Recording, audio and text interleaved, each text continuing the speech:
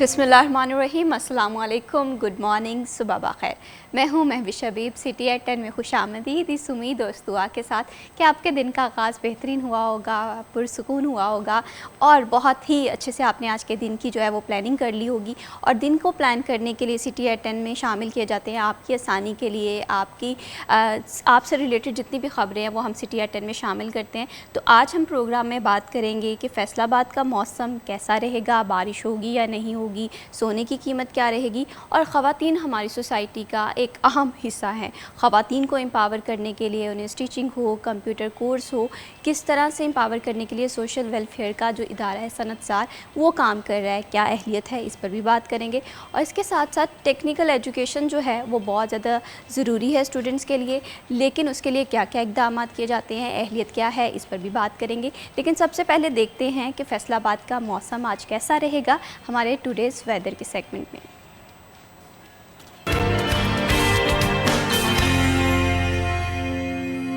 फैसलाबाद के मौसम के हवाले से बात करें, आज और कल थोड़ी सी हब्स और सफोकेशन है, लेकिन रात को मौसम थोड़ा सा बेहतर होता है। बाकी मोहम्मद अली नारू हमारे साथ मौजूद हैं, उनसे भी जानते हैं कि क्या अपडेट्स हैं। जी मोहम्मद अली नारू, बताइएगा।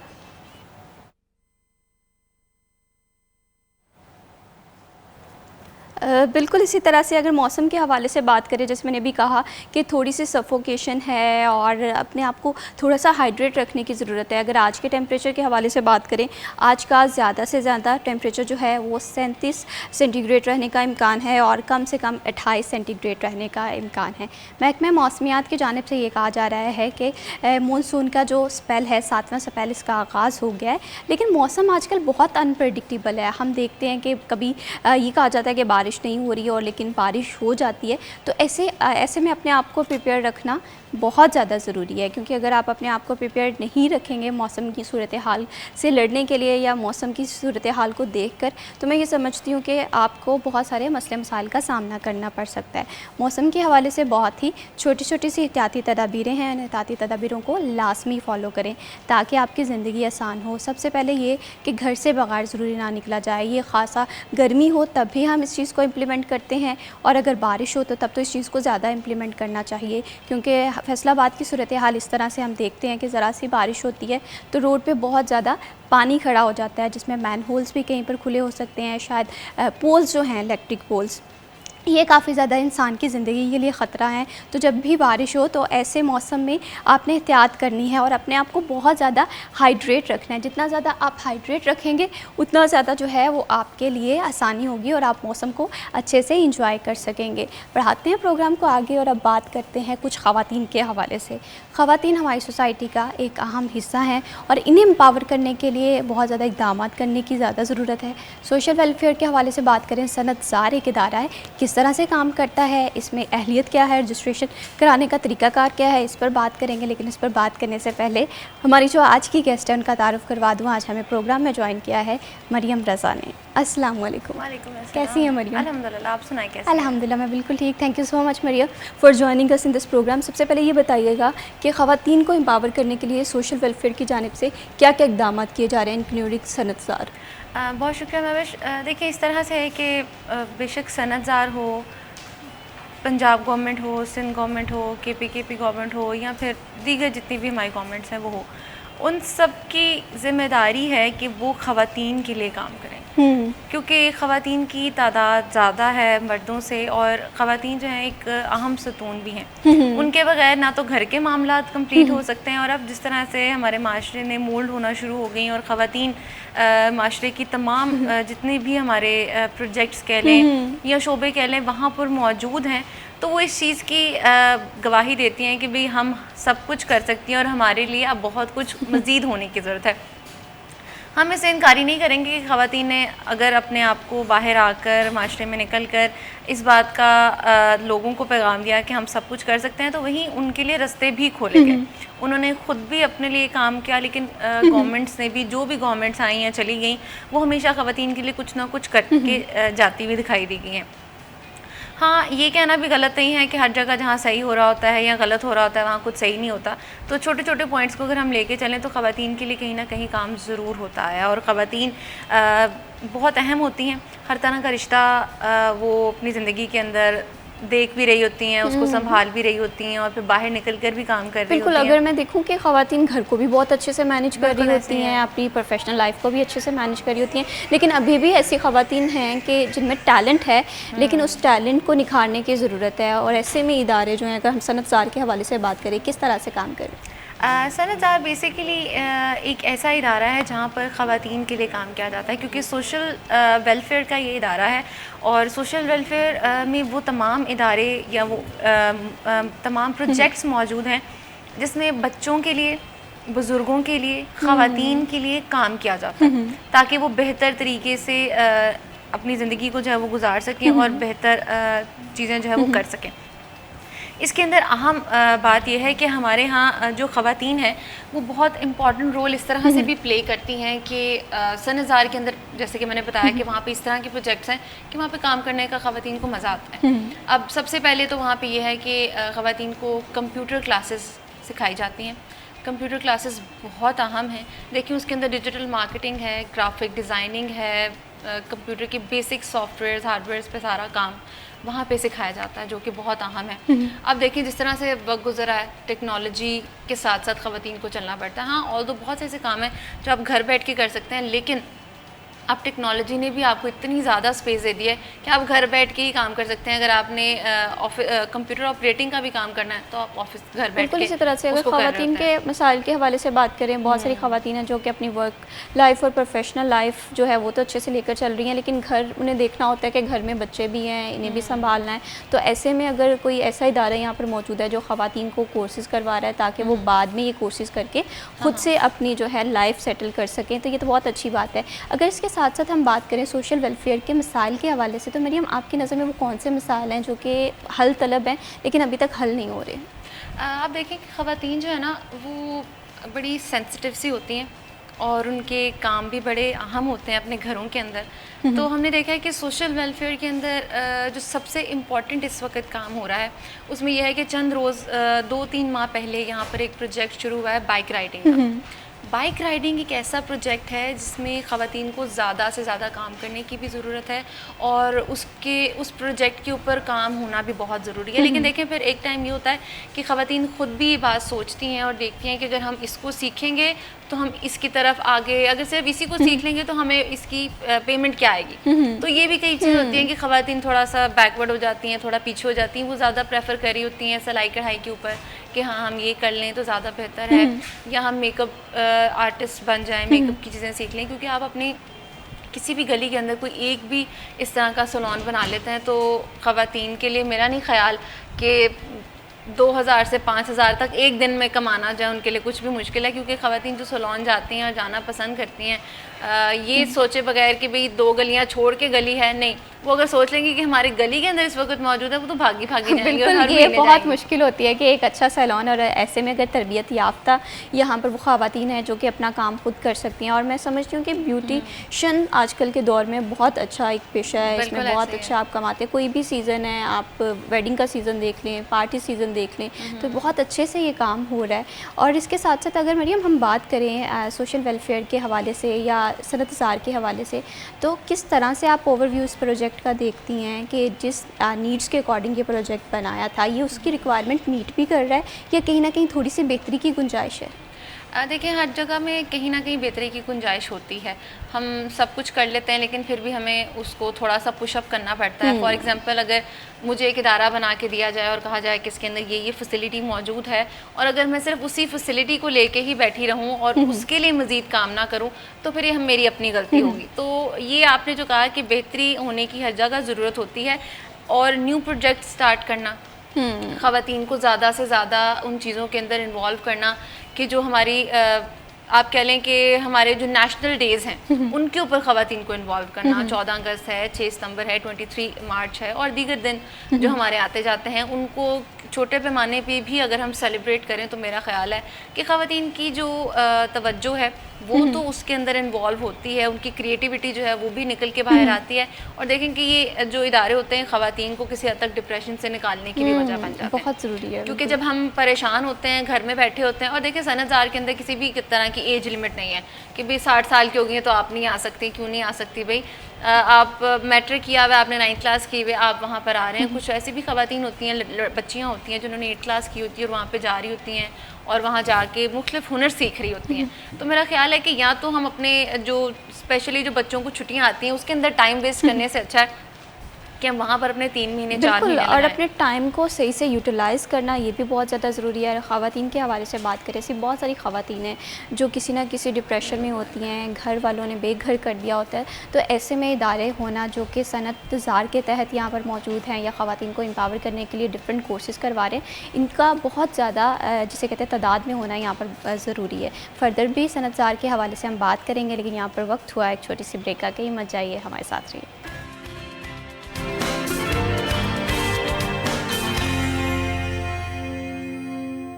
सिटी एट 10 में वंस अगेन खुश आमदीद। बात कर रहे थे हम सोशल वेलफेयर के प्रोजेक्ट सनअत-ज़ार के हवाले से।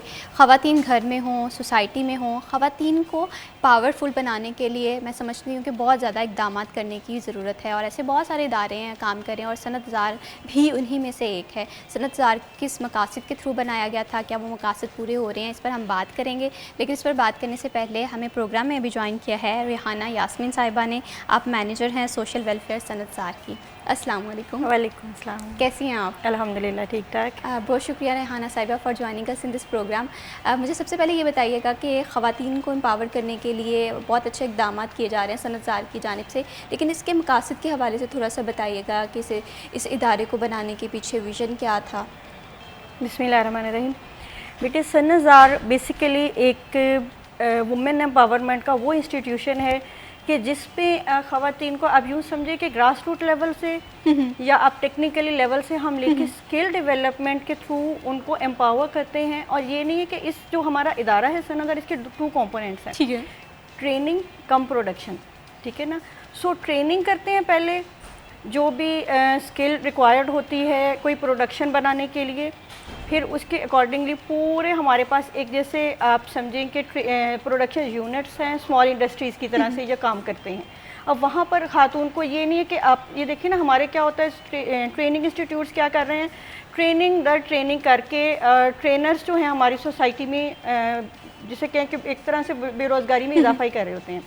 सो हमारा जो इदारा है इसमें ट्रेनिंग के बाद हमारी जो ट्रेनर होती है उसको वर्कर के तौर पर उसको रजिस्टर कर लिया जाता है और फिर उसको एज ए वर्कर उनसे प्रोडक्शन तैयार कराई जाती है और फिर दूसरे तरीके से उनको एंटरप्रेन्योरशिप में भी लेके आया जा रहा है। अब हम ये कर रहे हैं कि एंटरप्रेन्योर्स भी बना रहे हैं। ठीक है। सो हमारे जो ट्रेनिंग इंस्टीट्यूट्स हैं इनमें अल्हम्दुलिल्लाह मैं कहती हूँ कि तकरीबन 12 से 13 स्किल्स हैं कि जो सिखाई जा रही हैं बच्चियों को, और फिर बच्चियों की टेंडेंसी देखते हुए कि वो किस फील्ड में ज़्यादा अच्छे से परफॉर्म कर सकती हैं, उस फील्ड में उनको आगे उनकी जॉब में भी उनको सपोर्ट किया जाता है। और उनको अगर वो जॉब नहीं करना चाह रही हैं, अपना कोई बिज़नेस कोई अपना छोटा अपना कोई स्टार्टअप स्टार्ट करना चाह रही हैं, तो उसमें उनको टेक्निकली भी सपोर्ट किया जाता है, उनको फाइनेंशियली भी सपोर्ट किया जाता है, ताकि जो वुमेन डेवलपमेंट का इम्पैक्ट है वो सोसाइटी में एक सही तरह से निखर के आए। बिल्कुल इसी तरह से सोसाइटी में वुमेन एम्पावरमेंट के हवाले से हम स्लोगन्स भी देखते हैं, बड़ी बड़ी बातें भी देखते हैं, लेकिन सही मायने में अगर एक खातून को एम्पावर करना है तो उसे स्टार्टअप में हेल्प आउट करना पड़ेगा। जब वो बिज़नेस स्ट्रेटजीज़ बना रही है, कहीं पर उसे कन्फ्यूजन आ रही है, तो वहाँ पर एम्पावर करने के लिए फ़ाइनेंशियल सपोर्ट भी बहुत ज़्यादा ज़रूरी होती है। मरियम, यहाँ पर मैं आपसे अगर जानना चाहूँ, फैसलाबाद के हवाले से बात करें, ख़वातीन में टैलेंट की कमी नहीं है, लेकिन जिस तरह से अभी मैडम बता रही थी कि ख़वातीन को एम्पावर करने के लिए उन्हें फाइनेंशियली भी सपोर्ट किया जाता है, तो ये सपोर्ट आप किस तरह से देखती हैं कि कितनी ज़रूरी है और ख़वातीन के लिए कितनी इंपॉर्टेंट हो सकती है? देखिए मैं सबसे पहले ये बात है कि हमारे माशरे में ना जिस कदर माशी हालात ख़राब हो चुके हैं, अब घर में जो एक कमाने वाला शख्स है वो 10 बंदों को नहीं पाल सकता, उसके ऊपर इस कदर बोझ हो जाता है, या तो वो जिस्मानी तौर पर कमज़ोर होने लग जाता है या जहनी तौर पर वो इस कदर एग्जॉस्ट हो जाता है कि वो अपने घर के उन लोगों पे जो उसके बहुत करीब हैं या ख़ास लोग हैं उन पे भी तवज्जो देना छोड़ देता है, क्योंकि माशी हालात आप किस तरह से हैं और ये एक ह्यूमन नेचर है।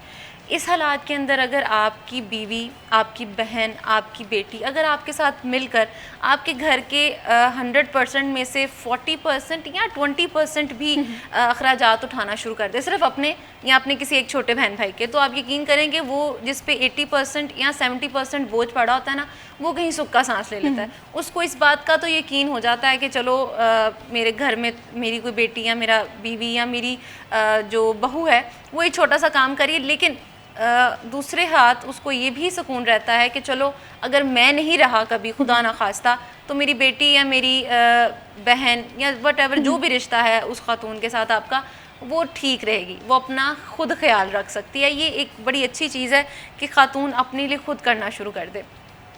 देखिए, हम सोचते थे पहले एक कॉन्सेप्ट हुआ करता था कि पढ़ लिया, खातून को पढ़ा दो अच्छे से ताकि वो कहीं अच्छी जगह पे जॉब कर दे, लेकिन अब ये ट्रेंड आहिस्ता आहिस्ता चेंज होता हमने खुद देखा है कि अगर खातून बेहतर तरीके से कोई स्किल हासिल कर लेती है, बेशक मैट्रिक के बाद ही कर लेती है, घर बैठकर वो अपना सलोन बना सकती है, घर बैठकर वो कपड़े सी सकती है, घर बैठकर वो ग्राफिक डिज़ाइनिंग, डिजिटल मार्केटिंग कर सकती है, और इसके अलावा और भी दीगर जितनी भी एक्टिविटीज़ जो, क्योंकि हमारे यहाँ माशरा भी इस तरह का है, आजकल हम इस तरह की केसेस भी देख रहे हैं कि ख़वातीन या छोटे से छोटा बच्चा या बच्चे भी घर से बाहर निकलता है तो कोई ना कोई मामला ऐसा पेश आता है कि घर वाले भी डर जाते हैं कि यार इसको बाहर कैसे निकालें। तो इस सारे सिनेरियो के अंदर अगर खातून घर बैठकर काम करती है और घर बैठकर अपनी अर्निंग कर रही है, देखें अगर 2 रुपये भी आपके हैं ना और आप कमा रहे हैं तो वो आपके अपने हैं। बिल्कुल, और उसमें उस चीज़ में एक अलग सा ही कॉन्फिडेंट आप कॉन्फिडेंट फील कर रहे होते हैं कि जब आपको पता है कि आपने अपनी मेहनत से ये चीज़ कमाई है, आप अपनी ख्वाहिशें हैं, अपनी ज़रूरियात हैं, ये खुद से पूरी कर सकते हैं। अच्छा, यहाँ मैं जी थोड़ा सा ऐड करना चाहूँगी मरियम को कि एक जो इम्पैक्ट हम समझते हैं ना कि सिर्फ एक डायरेक्ट इम्पैक्ट होता है कि आप अर्निंग लेके आते हैं, एक जो इनवर्स जो आप कहते हैं ना इनडायरेक्ट इम्पैक्ट ये होता है कि अगर से फॉर एग्जांपल कि मैंने पार्लर का सेल्फ ग्रूमिंग के लिए अगर सीख लिया से फॉर एग्जांपल, अब मैं पार्लर नहीं जा रही हूँ, सो मैं उस वहाँ से जो अर्निंग सेव कर रही हूँ ना, मैं मेरे घर में शादी है, मैं अपनी भाभी को खुद ही तैयार कर रही हूँ, मैं अपनी जो कज़न्स हैं उनको तैयार कर रही हूँ, मैं खुद से खुद ही तैयार हो रही हूँ, अपनी बेटी को तैयार कर लेती हूँ। सो अगर 10 से 12 लोगों को मैंने तैयार किया, आप देखिए मैंने कितनी सारी सेविंग्स कर ली, मेहंदियाँ खुद लगा ली और अपना टाइम भी हमारा सेव हुआ उसमें। और फिर इसी तरह से जब सिलाई में अगर हम देखते हैं, फैशन डिज़ाइनिंग में देखते हैं, आप देख रहे हैं कहाँ पर क्लोथिंग कहाँ पर जा रही है, बिल्कुल 20-20 हज़ार के सूट आ रहे हैं। सो अगर मैं सिर्फ अपना ही ड्रेस अगर मैं उसको डिज़ाइन कर लेती हूँ, उसको स्टिच आउट कर लेती हूँ, अपनी फैमिली के अपने बच्चों का स्टिच आउट कर लेती हूँ, फॉर उसको डायरेक्टली इकोनॉमिकल में मैं नहीं कर रही हूँ कि मैं लोगों के नहीं सी रही हूँ या मैं शो कर रही हूँ ना कि मेरे पास मैं एक वेल ऑफ हूँ और मैं नहीं कर रही। इवन देन भी मैं आप ये कहें कि इकोनॉमिकल सरगर्मी में मैं इस तरह से शामिल हो रही हूँ। फिर अब जैसे हमने बाइक राइडिंग की क्लास स्टार्ट की थी, सो उसमें हमें जब CTO साहब ने ज्वाइन किया तो उसमें हमारी क्लास में से ना ट्रेनर्स में से एक बच्ची ने उठ के कहा कि सर मेरे वालिद ने मुझे कहा कि बेटे I am proud of you, क्योंकि कहती कि मैं और मेरी कज़न हम 2 लोग आ रहे थे, हम 7,000 रुपया वो 7,000 में हम दोनों रक्शे का किराया दे रहे थे। सो मैंने यहाँ पर 15 डेज़ की बाइक राइडिंग की कहती के बाद मैंने अपने वालिद की बाइक के ऊपर खुद भी आना शुरू किया, अपनी कज़न को भी लेके आना शुरू किया। अब हम दोनों हमारा वो 14,000 सेव हो रहा है, वो एक अलहदा से सेव हो रहा है। फिर वही बच्ची महरीन, उसका मैं नाम कोट भी करना चाहूँगी, वो हमारी एक सक्सेस स्टोरी है। उस बच्ची के वालिद के बॉयलर्स का बिज़नेस था, वो 2 बहनें ही थी, अचानक से हार्ट अटैक हुआ है तो उनके वालिद की डेथ हो गई। अब वो बच्ची क्योंकि मोबाइल हो चुकी थी, उसके पास बाइक थी, उसने आहिस्ता आहिस्ता विज़िट्स करना शुरू किए अपने बाबा की जो फैक्ट्री थी उसको, और अपने जो सिस्टम था उसको उसी तरह से उसने जब ऑन किया तो हमें भी बहुत ज़्यादा फील हुआ कि यार देखने में एक छोटी सी स्किल है बाइक राइडिंग, लेकिन अल्हम्दुलिल्लाह मैं कहती हूँ कि उससे वो बच्ची एक जिसे आप कहते हैं कि मर्दाना वार जिसको कहते हैं ना, उसने जीना सीख लिया। पूरी फैक्ट्री को देख रही है, पूरे घर को देख रही है, यही तो स्किल की इम्पॉर्टेंस है और ये हमारी सोसाइटी में बहुत ज़्यादा ज़रूरी है।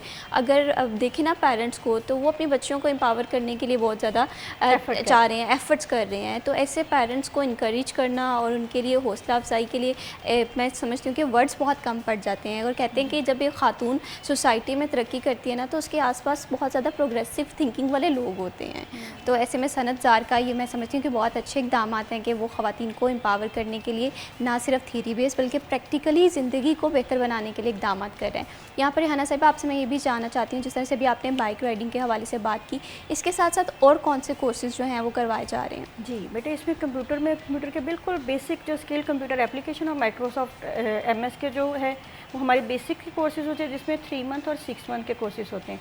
देन इसी को फिर जो बच्चे ये सीख लेते हैं उसके बाद उनको ये ग्राफिक डिज़ाइनिंग में, वेब डेवलपमेंट में उनके कोर्सेज़ कराए जाते हैं। प्लस में अब हमने एसईओ को भी शामिल कर लिया, डिजिटल मार्केटिंग को शामिल कर लिया है। और रिसेंटली हमने फास्ट यूनिवर्सिटी से हमारी जो ट्रेनर हैं वो ट्रेनिंग लेके आई हैं, और हमने अब एथिकल हैकिंग और ये साइबर क्राइम इनके भी कोर्सेज़ का इनको भी स्टार्ट किया है। फिर अगर हम टेलरिंग में चले जाएं तो उसमें डोमेस्टिक टेलरिंग है, ड्रेस मेकिंग है, फैशन डिज़ाइनिंग है, और अब हमने इंडस्ट्रियल यूनिट हमारा वहाँ पे बन गया। और मैं ज़रूर कोट करना चाहूँगी और शुक्रगुजार हूँ कैलाश प्राइवेट लिमिटेड की। तारिक साहब ने हमें बहुत सपोर्ट किया, उन्होंने मशीनरी प्रोवाइड की कि जिसके ऊपर वो बिल्कुल जो आप कहें ना कि इस टाइम पे लेटेस्ट मशीनरी है कि जिसके ऊपर हमारी ट्रेनर जब बैठ के सीखती है तो वो डायरेक्टली इंडस्ट्री में जा रही है। पहले थोड़ा सा ये फ्लॉ था कि हमारे पास वो बिल्कुल लेटेस्ट स्टाइल की मशीनरी नहीं थी। अब हमें कैलाश प्राइवेट लिमिटेड ने वो मशीनरी प्रोवाइड की है। उनके साथ हमने MOU भी साइन किया है कि जैसे ही इंडस्ट्रियल स्टिचिंग सीखती है 3 माह तक एक खातून सीख के वो ट्रेन हो जाती है, फिर वो साथ ही उनको वो जॉब ऑफ़र करेंगे कि जिसमें वो साथ ही 40 to 45,000 की पे वो खातून सैलरी पे चली जाएगी। ठीक है। मीनवाइल जितनी देर वो सीख रही है, जो प्रोडक्शन वो तैयार करेगी उसकी वेजेस भी उसको पे होंगी। ठीक है। तो इस तरह से मतलब जैसे मरियम ने बताया ना कि कुछ ख़वातीन तो सपोर्ट कर रही हैं।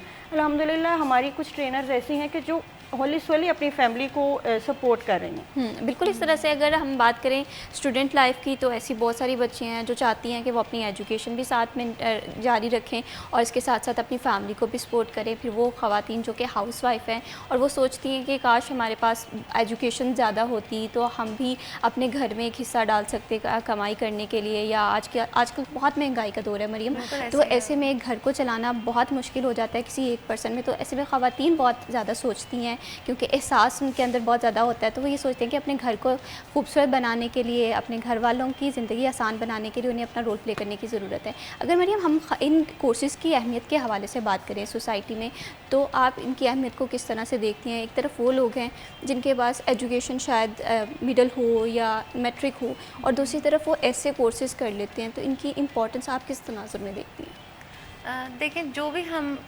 स्टडी शुरू करें किसी भी फैकल्टी की, अगर हम उसकी प्रैक्टिस नहीं करेंगे तो मुझे लगता है कि वो हमारी स्टडी बिल्कुल फारिग होती है।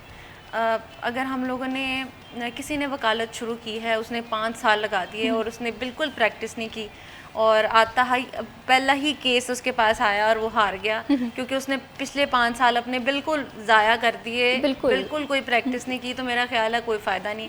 फिर पढ़ाई के सिर्फ आपने वो आप कीड़े बने रहे किताब के और घूमते फिरते रहे। बहुत ज़्यादा इंपॉर्टेंट होती हैं मरियम, इस पे मैं आपके फर्दर भी इंसाइट्स लाजमी लूँगी, लेकिन यहाँ पर वक्त हुआ एक छोटी सी ब्रेक का, कहीं मत जाइए, हमारे साथ रहिए। सिटी एट 10 में वंस अगेन खुशामदीद। बात कर रहे थे हम ख़वातीन को एम्पावर करने के हवाले से भी, और इसके साथ साथ अभी हम बात करते हैं सालगिरह के हवाले से। सालगिरह का दिन एक बहुत अहम दिन होता है और मैं हमेशा कहती हूँ कि इस दिन को बहुत अच्छे से सेलिब्रेट करें, अपनों के साथ सेलिब्रेट करें, और आपकी सालगिरह हम सिटी एट 10 में शामिल कर सकते हैं। उसके लिए आपको थोड़ी सी एफर्ट करनी पड़ेंगी। आपको स्क्रीन पर एक नंबर दिया जाएगा, उस पर आप अपने बर्थडे का क्लिप पिक्चर्स जो है वो व्हाट्सएप कर दें, और साथ ही साथ आपकी बर्थडे की डेट जो है वो लाजमी बताइएगा। देखते हैं कि आज कौन सालगिरह मना रहा है। आज हमारे पास जिस पर्सन की सालगिरह है वो हुनैन यासीन है, तो सबसे पहले देखते हैं ये क्लिप। हुनैन यासीन को सिटी 41 की पूरी टीम की जानिब से बर्थडे की ढेरों ढेरों मुबारकबाद। आपकी ज़िंदगी का हर दिन इसी तरह से खुशियों से महकता रहे और आप हमेशा मुस्कुराते रहें। अब बढ़ाते हैं प्रोग्राम को आगे और अब बात करते हैं कुछ ख़वातीन के हवाले से। और ब्रेक पे जाने से पहले मैं मरियम से पूछ रही थी कि मरियम, हम देखते हैं कि ख़वातीन एजुकेटेड तो होती हैं, लेकिन बहुत सारी ख़वातीन ऐसी भी होती हैं मरियम जिनके पास लिमिटेड सी एजुकेशन होती है जो आज के दौर में बिल्कुल ना होने के बराबर है। ऐसे में वो कोई डिप्लोमा या स्किल सीख लेती हैं, तो इन कोर्सेज़ की अहमियत को आप किस तरह से देखती हैं सोसाइटी में? ये सबसे अहम है। आप देखें कि मैं जैसे पहले भी बात करी थी कि कोई भी डिग्री हासिल कर लेते हैं हम और हम समझते हैं कि हमने सब कुछ हासिल कर लिया, लेकिन जब हम प्रैक्टिकल लाइफ की तरफ आते हैं तब हमें पता चलता है कि हमारे पल्ले कुछ भी नहीं है सिवाय किताबों के उन चंद पैराग्राफ्स के जो हमें याद रहेंगे, क्योंकि इंसान की मेमोरी होती है तो बहुत ज़्यादा, लेकिन ऑब्वियसली वो और भी बहुत कुछ चल रहा होता है उसके बी रोल में, तो ऑब्वियसली वो उसको कहीं ना कहीं निगलेक्ट कर जाता है। तो उसी तरह से वो कितने पैराग्राफ्स, वो चैप्टर्स, वो चीज़ें आप निगलेक्ट कर देते हैं और वो आपके पल्ले सिर्फ वो कुछ डेफिनेशंस रह जाती हैं, लेकिन प्रैक्टिकल लाइफ में वो डेफिनेशंस उस तरह से काम नहीं आती जो आपका प्रैक्टिकल वर्क काम आता है। आप डिग्री हासिल करें, ज़रूर करें, पढ़ना चाहिए। पहले ये भी कॉन्सेप्ट होता था कि पढ़ाई कर लें, अच्छी बात है, पढ़े लिखा होना ज़रूरी है। आपको पढ़ाई सिर्फ तालीम नहीं देती, बल्कि आपको लोगों में उठना बैठना, एक शऊर, एक लोगों के साथ कम्युनिकेट करने का तरीका, ये सारा कुछ सिखाती है।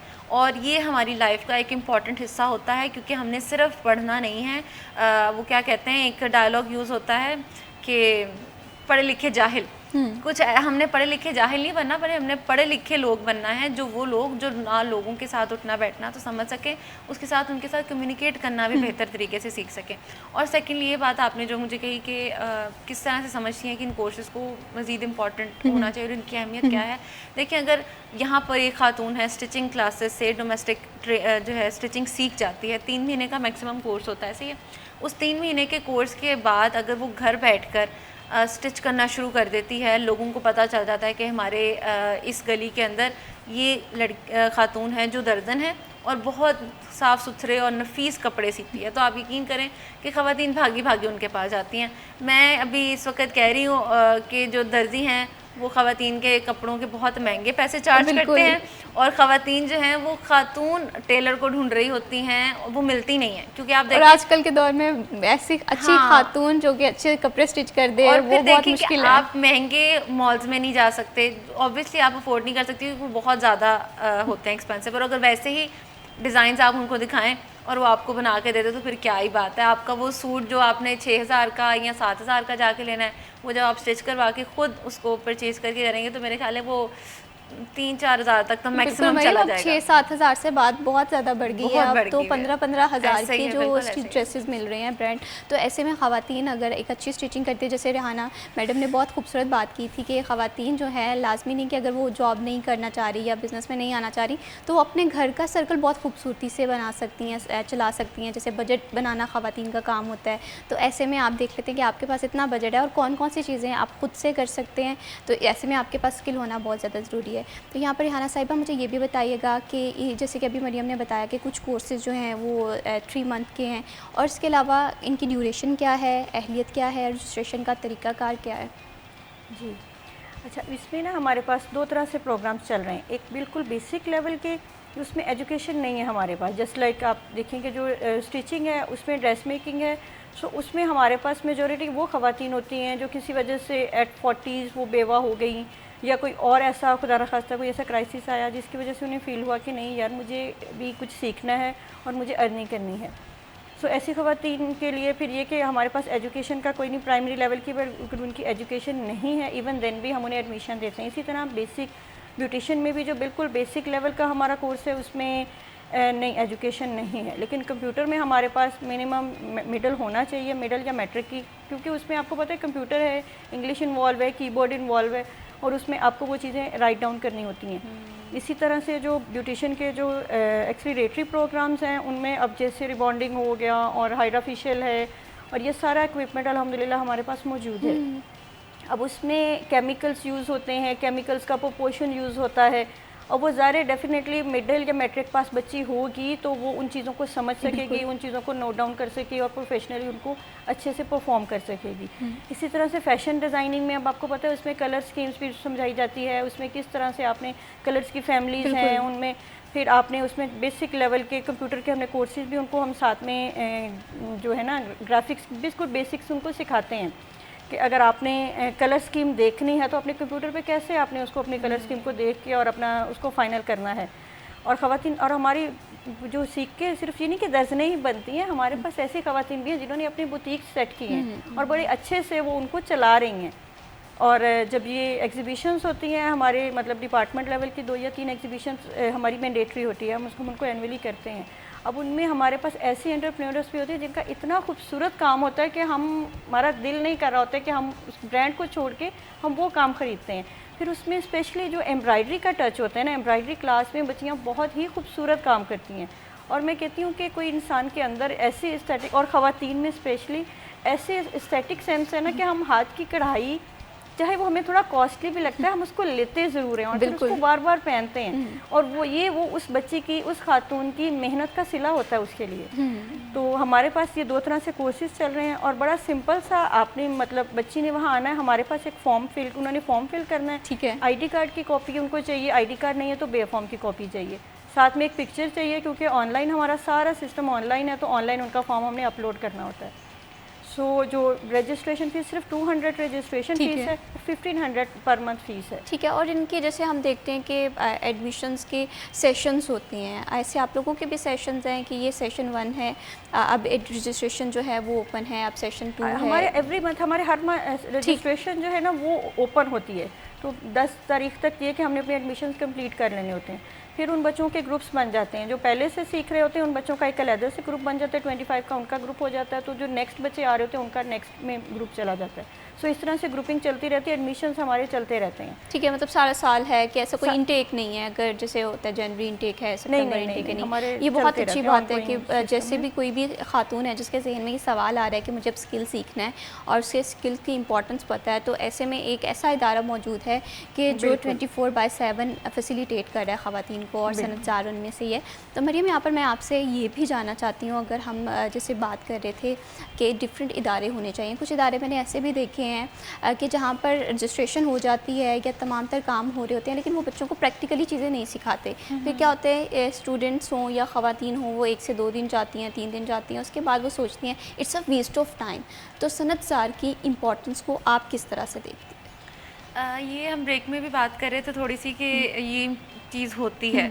हम अगर हम बचपन से बात करें ना, अपनी नर्सरी प्ले ग्रुप, तो हम तभी से फील करना शुरू कर देते हैं कि बच्चों को उस तरह से प्रैक्टिकल नहीं करवाया जाता। चले हम आप कह लें कि प्रेप तक तो फिर भी कुछ बच्चों के साथ कलर्स की उनकी अरेंज के कलर्स कौन से हैं, ये कौन सा कलर है, और सब उसको प्रैक्टिकली थोड़ा करके बताया जाता है ताकि वो उसमें इंटरेस्ट लेना शुरू करे। जैसे ही हम 1 क्लास में आते हैं तो आप देखें कि स्कूल जाते हुए अभी बच्चों के स्कूल खुल गए हैं, अभी फैसलाबाद में बल्कि पंजाब में खुलने वाले हैं।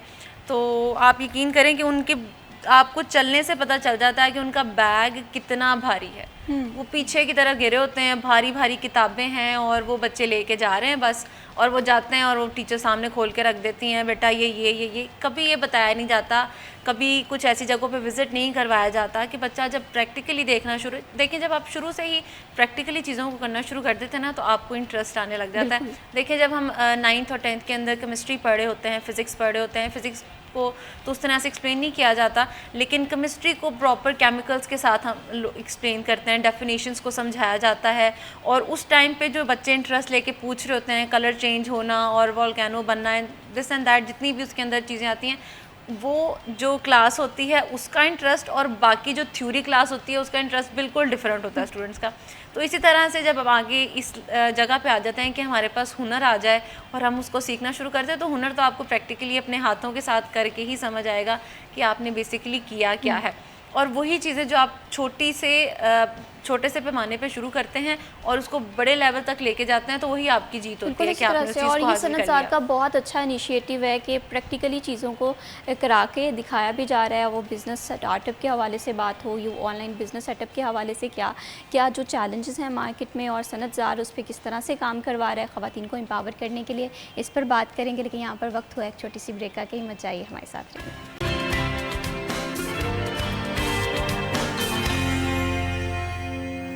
सिटी एट 10 में वंस अगेन खुश आमदीद। बात हो रही थी ब्रेक पे जाने से पहले कि वो लोग जो कि ऑनलाइन बिज़नेस स्टार्ट करना चाह रहे हैं, ख़ासकर ख़वातीन के हवाले से हम बात कर रहे हैं। सोसाइटी की एक अहम एंटिटी है और इसका रोल मैं समझती हूँ घर में भी उतना ही ज़्यादा ज़रूरी है, माशरे की बेहतरी के लिए भी उतना ही ज़्यादा ज़रूरी है। अगर हम एक ख़ातून को एम्पावर करते हैं, मैं ये समझती हूँ कि पूरी एक नस्ल जो है हमारी वो ग्रो हो सकती है और उसे एक पता चल जाता है कि सोसाइटी में किस तरह से सर्वाइव करना है। तो ब्रेक पे जाने से पहले रिहाना साहिबा, हम बात कर रहे थे कि आजकल ऑनलाइन बिज़नेस का बड़ा ट्रेंड चल गया है और ख़वातीन के लिए ये चीज़ बहुत फैसिलिटेशन वाली है कि आपको घर के यहाँ आउटलेट की ज़रूरत नहीं है, कोई एक्स्ट्रा रेंट देने की ज़रूरत नहीं है, आप बस ऑनलाइन अपना बिज़नेस सेटअप कर देते हैं। तो इस सिलसिले में सनतजार किस तरह से काम कर रहा है? बिल्कुल। अच्छा, सनतजार से हट से पहले मैं आप ऑनलाइन की बात करी थी, तो वो सिर्फ फीमेल के लिए, मेल के लिए भी। अभी इंटरनेशनली जो सिनेरियो चल रहा है ना, उसमें अगर आप देखें जितने ब्रांड्स हैं सब ने अपनी ऑनलाइन जो अपनी वर्कशॉप्स बनाई हुई हैं। सो सनतजार की भी अपनी भी वर्कशॉप ऑनलाइन, अपनी हमारी दराज के ऊपर भी हमारी शॉप है, फिर इसी तरह से फेसबुक पे, इंस्टा पे अपने हमारे पेजेस बने हुए हैं, उसके ऊपर हमारा अपना काम भी लगा हुआ होता है, हमारी एंटरप्रेन्योर्स का भी लगा हुआ होता है। फिर हमारी जितनी बच्चियाँ होती हैं, हमारी कोशिश होती है हम सबके ई वॉलेट्स बनवाएं ताकि वो अपनी ऑनलाइन जितनी भी उनको जो अपनी उन्होंने मनी मंगवानी है वो उनके अपने वॉलेट में आए, उनके अपने पास आए, ना कि वो किसी भाई के वॉलेट में मंगवा रहे हों या वो बैंक जाने वाली टेंशन उनको ना हो। सो हमारा जितने भी कोर्सेज होते हैं, हर कोर्स के एंड पे 15 डेज़ के लिए हम उनको डिजिटल मार्केटिंग का एक कोर्स कराते हैं, जिसमें हम उनको डिजिटल मार्केटिंग में 2 चीज़ों पे ज़्यादा फोकस करते हैं। एक तो कि अगर वो अपना पेज कैसे बना सकती हैं और उसको ऑनलाइन कैसे उसको अपना बिजनेस को स्टार्ट कर सकती हैं, और कोशिश करते हैं कि वो ज़रूर उसको स्टार्ट करें, एटलीस्ट अपना उसके ऊपर एड्रेस ज़रूर बनाएं, अपना ईमेल, अपना एड्रेस वगैरह। सेकेंडली उनका हम ई वॉलेट बनवाते हैं कि ताकि वो अपनी जो भी कोई छोटी मोटी उनकी अर्निंग है वो उसको खुद लेना, उसको खुद अपने पास रखना, उसको अर्न करना, उसको वो सीखें। और ख़ुद जिसे आप कहते हैं ना कि एक खातून के जब अपने पास मनी आती है, वो जब इकोनॉमिकली स्ट्रॉन्ग होती है, फिर उसका कॉन्फिडेंस लेवल गेन होता है, फिर आप देखें कि उसके काम के अंदर इतना निखार पैदा होता है कि जो उसको आगे फ्यूचर में बहुत सपोर्ट करता है। सो अब ऑनलाइन का सिस्टम है, हर चीज़ ऑनलाइन है। सो जितने भी हमारे अभी डिजिटल मार्केटिंग की हमारी जो हैं वो 1 मंथ का कोर्स हमारा स्टार्ट हो गया है। फिर इसके अलावा जो हमारे वर्कशॉप्स चलती हैं, ठीक है, 15 डेज़ की वर्कशॉप, 1 वीक की वर्कशॉप, 2 डेज़ की, 3 डेज़ की। पीछे हमारे 5 डेज़ की वर्कशॉप हमने स्पेशली की थी, जो ये ख़वातीन डेस्टिट्यूट वुमेन होती हैं ट्रांजिशनल होम में। तो वहाँ जो ख़वातीन थी, बच्चियाँ थी, उनके लिए हमने 5 दिन के लिए हमारा स्टाफ जाके वहाँ पर उनके साथ मिल के सो हमने फैब्रिक प्रिंटिंग की जो है ना वो क्लास कंडक्ट कराई थी। ठीक है, जिसमें बच्चों ने बड़े खूबसूरत दुपट्टे बनाए और बड़े खूबसूरत अपने ड्रेसेस बनाए। अभी पिछले दिनों वो ट्रेंड भी चल रहा था दुपट्टों पे पेंट करने का, तब बहुत सारे छोटे-छोटे एम्बेलिशमेंट, छोटे-छोटे मोती तारे ऐड करके, और वो बड़े खूबसूरत वो दुपट्टे बच्चियों ने बड़े प्यारे बनाए। अब रिसेंटली अब नेक्स्ट वीक हमारे सनाज़ार में हम कैंडल मेकिंग की वर्कशॉप कर रहे हैं। 3 डेज़ की कैंडल मेकिंग की वर्कशॉप होगी, जिसमें मतलब सारा मटीरियल इंशाल्लाह सारा इदारा प्रोवाइड करेगा। सो जो बच्चियाँ सीखना चाहें, क्योंकि ये भी एक जिसे कहते हैं एक आर्ट वर्क है, जो जिन बच्चों के अंदर आपके ना आर्टिस्टिक स्किल्स होती हैं, वो ऐसे छोटी छोटी चीज़ें सीख के बहुत खूबसूरत चीज़ें बनाते हैं। बिल्कुल ऐसे ही। अभी मैं ना पिछले दिनों ये सोच रही थी कि इंसान के पास ना कोई स्किल होनी चाहिए। तो मुझे हाउस होल्ड थिंग्स का बड़ा शौक होता है कि घर का इंटीरियर किस तरह से डिज़ाइन करना है। तो कैंडल मेकिंग के हवाले से मैंने देखा कि फैसलाबाद में क्या इकदाम हो रहे हैं, क्या कोई ऐसी वर्कशॉप है, तो ये बहुत अच्छा आप लोगों का इनिशिएटिव है। और बहुत सारे लोग इस चीज़ को एज अ बिज़नेस टूल भी इस्तेमाल कर रहे हैं। कैंडल मेकिंग का बिज़नेस बहुत अच्छा चल रहा है और इसे कुछ लोग एज अ हॉबी भी अपना रहे हैं। और इससे पहले रेजन आर्ट का बहुत ज़्यादा था, उस पर हमने कोशिश की है, लेकिन उसमें मटेरियल कॉस्ट बहुत ज़्यादा होती है। फिर डो मेकिंग है, jewellery making, jewellery with pearls, छोटे छोटे बैग्स बच्चियाँ बनाती हैं पर्ल्स के साथ, और वो उनके अच्छे सेल आउट हो जाते हैं। बिल्कुल इसी तरह से अभी जैसे हम दुपट्टा प्रिंटिंग के हवाले से बात कर रही थी मरियम, आपने भी देखा होगा कि वो दुपट्टा इतने महंगे मार्केट में सेल आउट हुए हैं, 3000 का, 4000 का, कुछ ऐसे पेजेस भी थे और कुछ 1500 का भी। तो ये बहुत अच्छा और यूज़फुल आर्ट है, और आपकी स्किल्स अगर साथ हो जाती हैं, आप इसमें थोड़ा सा, और मैं समझती हूँ अगर किसी के पास थोड़ी बेसिक सी स्किल है, वो भी लाजमी ये कोशिश करे ताकि एक इन्हेंसमेंट आ जाए। तो मरियम आपसे मैं फ़र्दर भी जानना चाहती हूँ कि जैसे सनतज़ार के हवाले से हम बात कर रहे थे, तो सनतज़ार या ऐसे इदारों के अगर हम थोड़े से इश्यूज़ के हवाले से बात करें, तो आप क्या समझती हैं कि सोसाइटी में क्या इश्यूज़ आते हैं ऐसे इदारों को, क्योंकि ऐसे इदारों की ज़रूरत बहुत ज़्यादा है? मैं भी देखिए इदारों की ज़रूरत बिल्कुल है, और इस चीज़ में पेश हमें सोशल वेलफेयर ही फैसलाबाद के अंदर नज़र आता है, जिन्होंने सही मायने में ख़वातीन के लिए ऐसी जगह रखी हैं कि वो जाकर कर सकें काम। ख़वातीन के लिए ऐसी इन्वायरमेंट उनको वहाँ पे दी गई है कि वो वहाँ पर जाएं और अपना काम सीखें, और उसके बाद वो अपनी लाइफ को भी उसके ऊपर इम्प्लीमेंट कर सकें, दीगर जो भी उन्होंने चीज़ें सीखी हैं उसके ऊपर करें। और जैसे कि आपने इश्यूज़ की बात की, तो इश्यूज़ देखें हर जगह मौजूद रहते हैं। कहीं आपको, क्योंकि हुकूमतें जो हैं वो कभी फ़ंड्स के इश्यूज़ की तरफ ले जाती हैं इदारे को, कभी मुलाजमों की कमी के ऊपर ले जाती हैं इदारों को, क्योंकि देखें इदारे में जो मौजूद अमला है उसको तो जितनी चीज़ें दी जाएंगी वो उसमें पूरी अपनी कोशिश करता है कि भाई हम उसको पूरा कर सकें, भरपूर तरीके से लेके चल सकें, क्योंकि लोगों का एडमिशन्स, लोगों का आना जाना, ख़वातीन का वहाँ पर रहता ही रहता है। लेकिन ऑब्वियसली जो इशू साथ साथ होते हैं वो तो डेवलप होते रहते हैं, और फिर हमारी हुकूमतों को बार बार ये कहकर जगाना पड़ता है कि भाई हमारे मसाइल हल किए जाएँ, हमारे मसाइल हल किया जाए। इस दफ़ा ये है कि जब जून के अंदर फंड्स आए हैं, जून के अंदर जो फ़ंड भी नहीं कहेंगे हम, बल्कि जून के अंदर जो इन्होंने नया बजट दिया उसके ऊपर ख़वातीन को इन्होंने आगे ले जाने के लिए काफ़ी उसके अंदर इन्होंने फ़ंड मुख्तस किए हैं। देखें, ख़वातीन की डिजिटलाइजेशन के लिए इन्होंने उसके अंदर काम करना शुरू किया है कि जो ख़वातीन कंप्यूटर या डिजिटल मार्केटिंग या ग्राफिक डिज़ाइनिंग से रिलेटेड चीज़ें कर रही हैं उसके ऊपर वो मज़ीद काम कर सकें, और उसमें फ़ंड जो है वो मेरी पूरी उम्मीद है, मुझे यकीन है कि सोशल वेलफेयर के 2 इदारे हैं, सनतज़ार, दोनों का नाम ही सनतज़ार है, एक डी ग्राउंड में मौजूद है और एक सरफराज कॉलोनी के अंदर मौजूद है। यहाँ दोनों को वो फ़ंड ज़रूर मिलेंगे क्योंकि यहाँ पे ख़वातीन की डिजिटलाइजेशन के ऊपर काम होता है ख़वातीन का।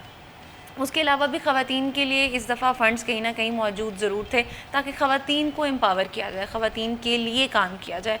तो ये बड़ा ज़रूरी है कि हमारे जो हुकूमत हैं उनको याद रहे कि ख़वातीन काम सीख रही हैं। देखिए, अगर आपने ये इदारा बना दिया है, उसको आप फ़ंड दे रहे हैं, तो उसका डायरेक्टली इनडायरेक्टली फ़ायदा उन ख़ातून को ही जाएगा जो वहाँ से सीख रही है या सीख के जा चुकी है, क्योंकि वो फिर आपकी इकॉनमी को बेहतर करने के लिए काम करेगी। अपना घर तो उसका चल रहा होगा, लेकिन उसके साथ वो आपकी पाकिस्तान की इकॉनमी में भी एक बेहतर किरदार अदा करेगी। वही मैम वाली बात है, उनकी बात को सेकंड करूँगी कि हर कोई दर्जन नहीं बनेगी, हर कोई बड़े लेवल पे जाके फ़ैशन डिज़ाइनर भी बन सकती है, कोई बहुत अच्छी शेफ़ बन सकती है जो पाकिस्तान को रिप्रेजेंट करेगी, पाकिस्तान का नाम आगे लेके चलेगी। इसी तरह से जो हमारे डिजिटल मार्केटिंग के बंदे हैं जो बहुत बड़े लेवल पे बैठे हुए हैं, बाहर के ममालिक के साथ उनकी कम्युनिकेशंस हैं, वो इसी वजह से हैं क्योंकि वो यहाँ से सीख कर वहाँ गए हैं।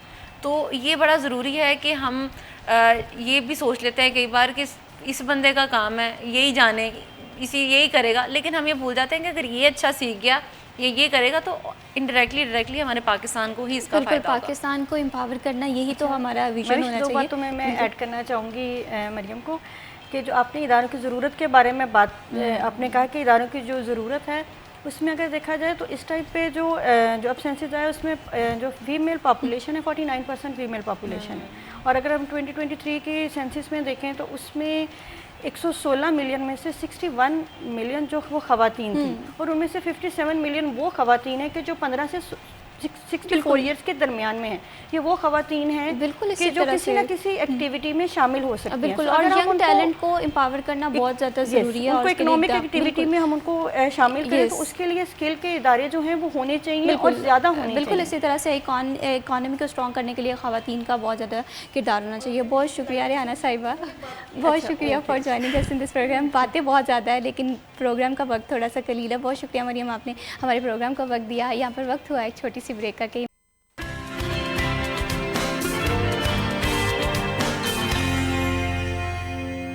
सिटी एट 10 में वंस अगेन खुश आमदीद बढ़ाते हैं प्रोग्राम को आगे, और अब बात करते हैं कुछ सब्जियों और चिकन की प्राइस के हवाले से। घर का बजट बनाना हो तो मैं ये समझती हूँ कि ख़वातीन जो है बड़ी समझदारी से डेली का एक बजट जो है वो डिसाइड करती हैं कि जिसमें कुछ हिस्सा जो है हमारी किचन थिंग्स का होता है, कुछ हमारी जो दीगर अखराजात होते हैं। तो ऐसे में सब्जियों की क्या प्राइस चल रही है इसके हवाले से अवेयर होना बहुत ज़्यादा ज़रूरी है। तो आज मार्केट में क्या रेट चल रहा है, सब्जियाँ और चिकन किस भाव बिक रहा है, हम देखते हैं हमारे आज के भाव सेगमेंट में।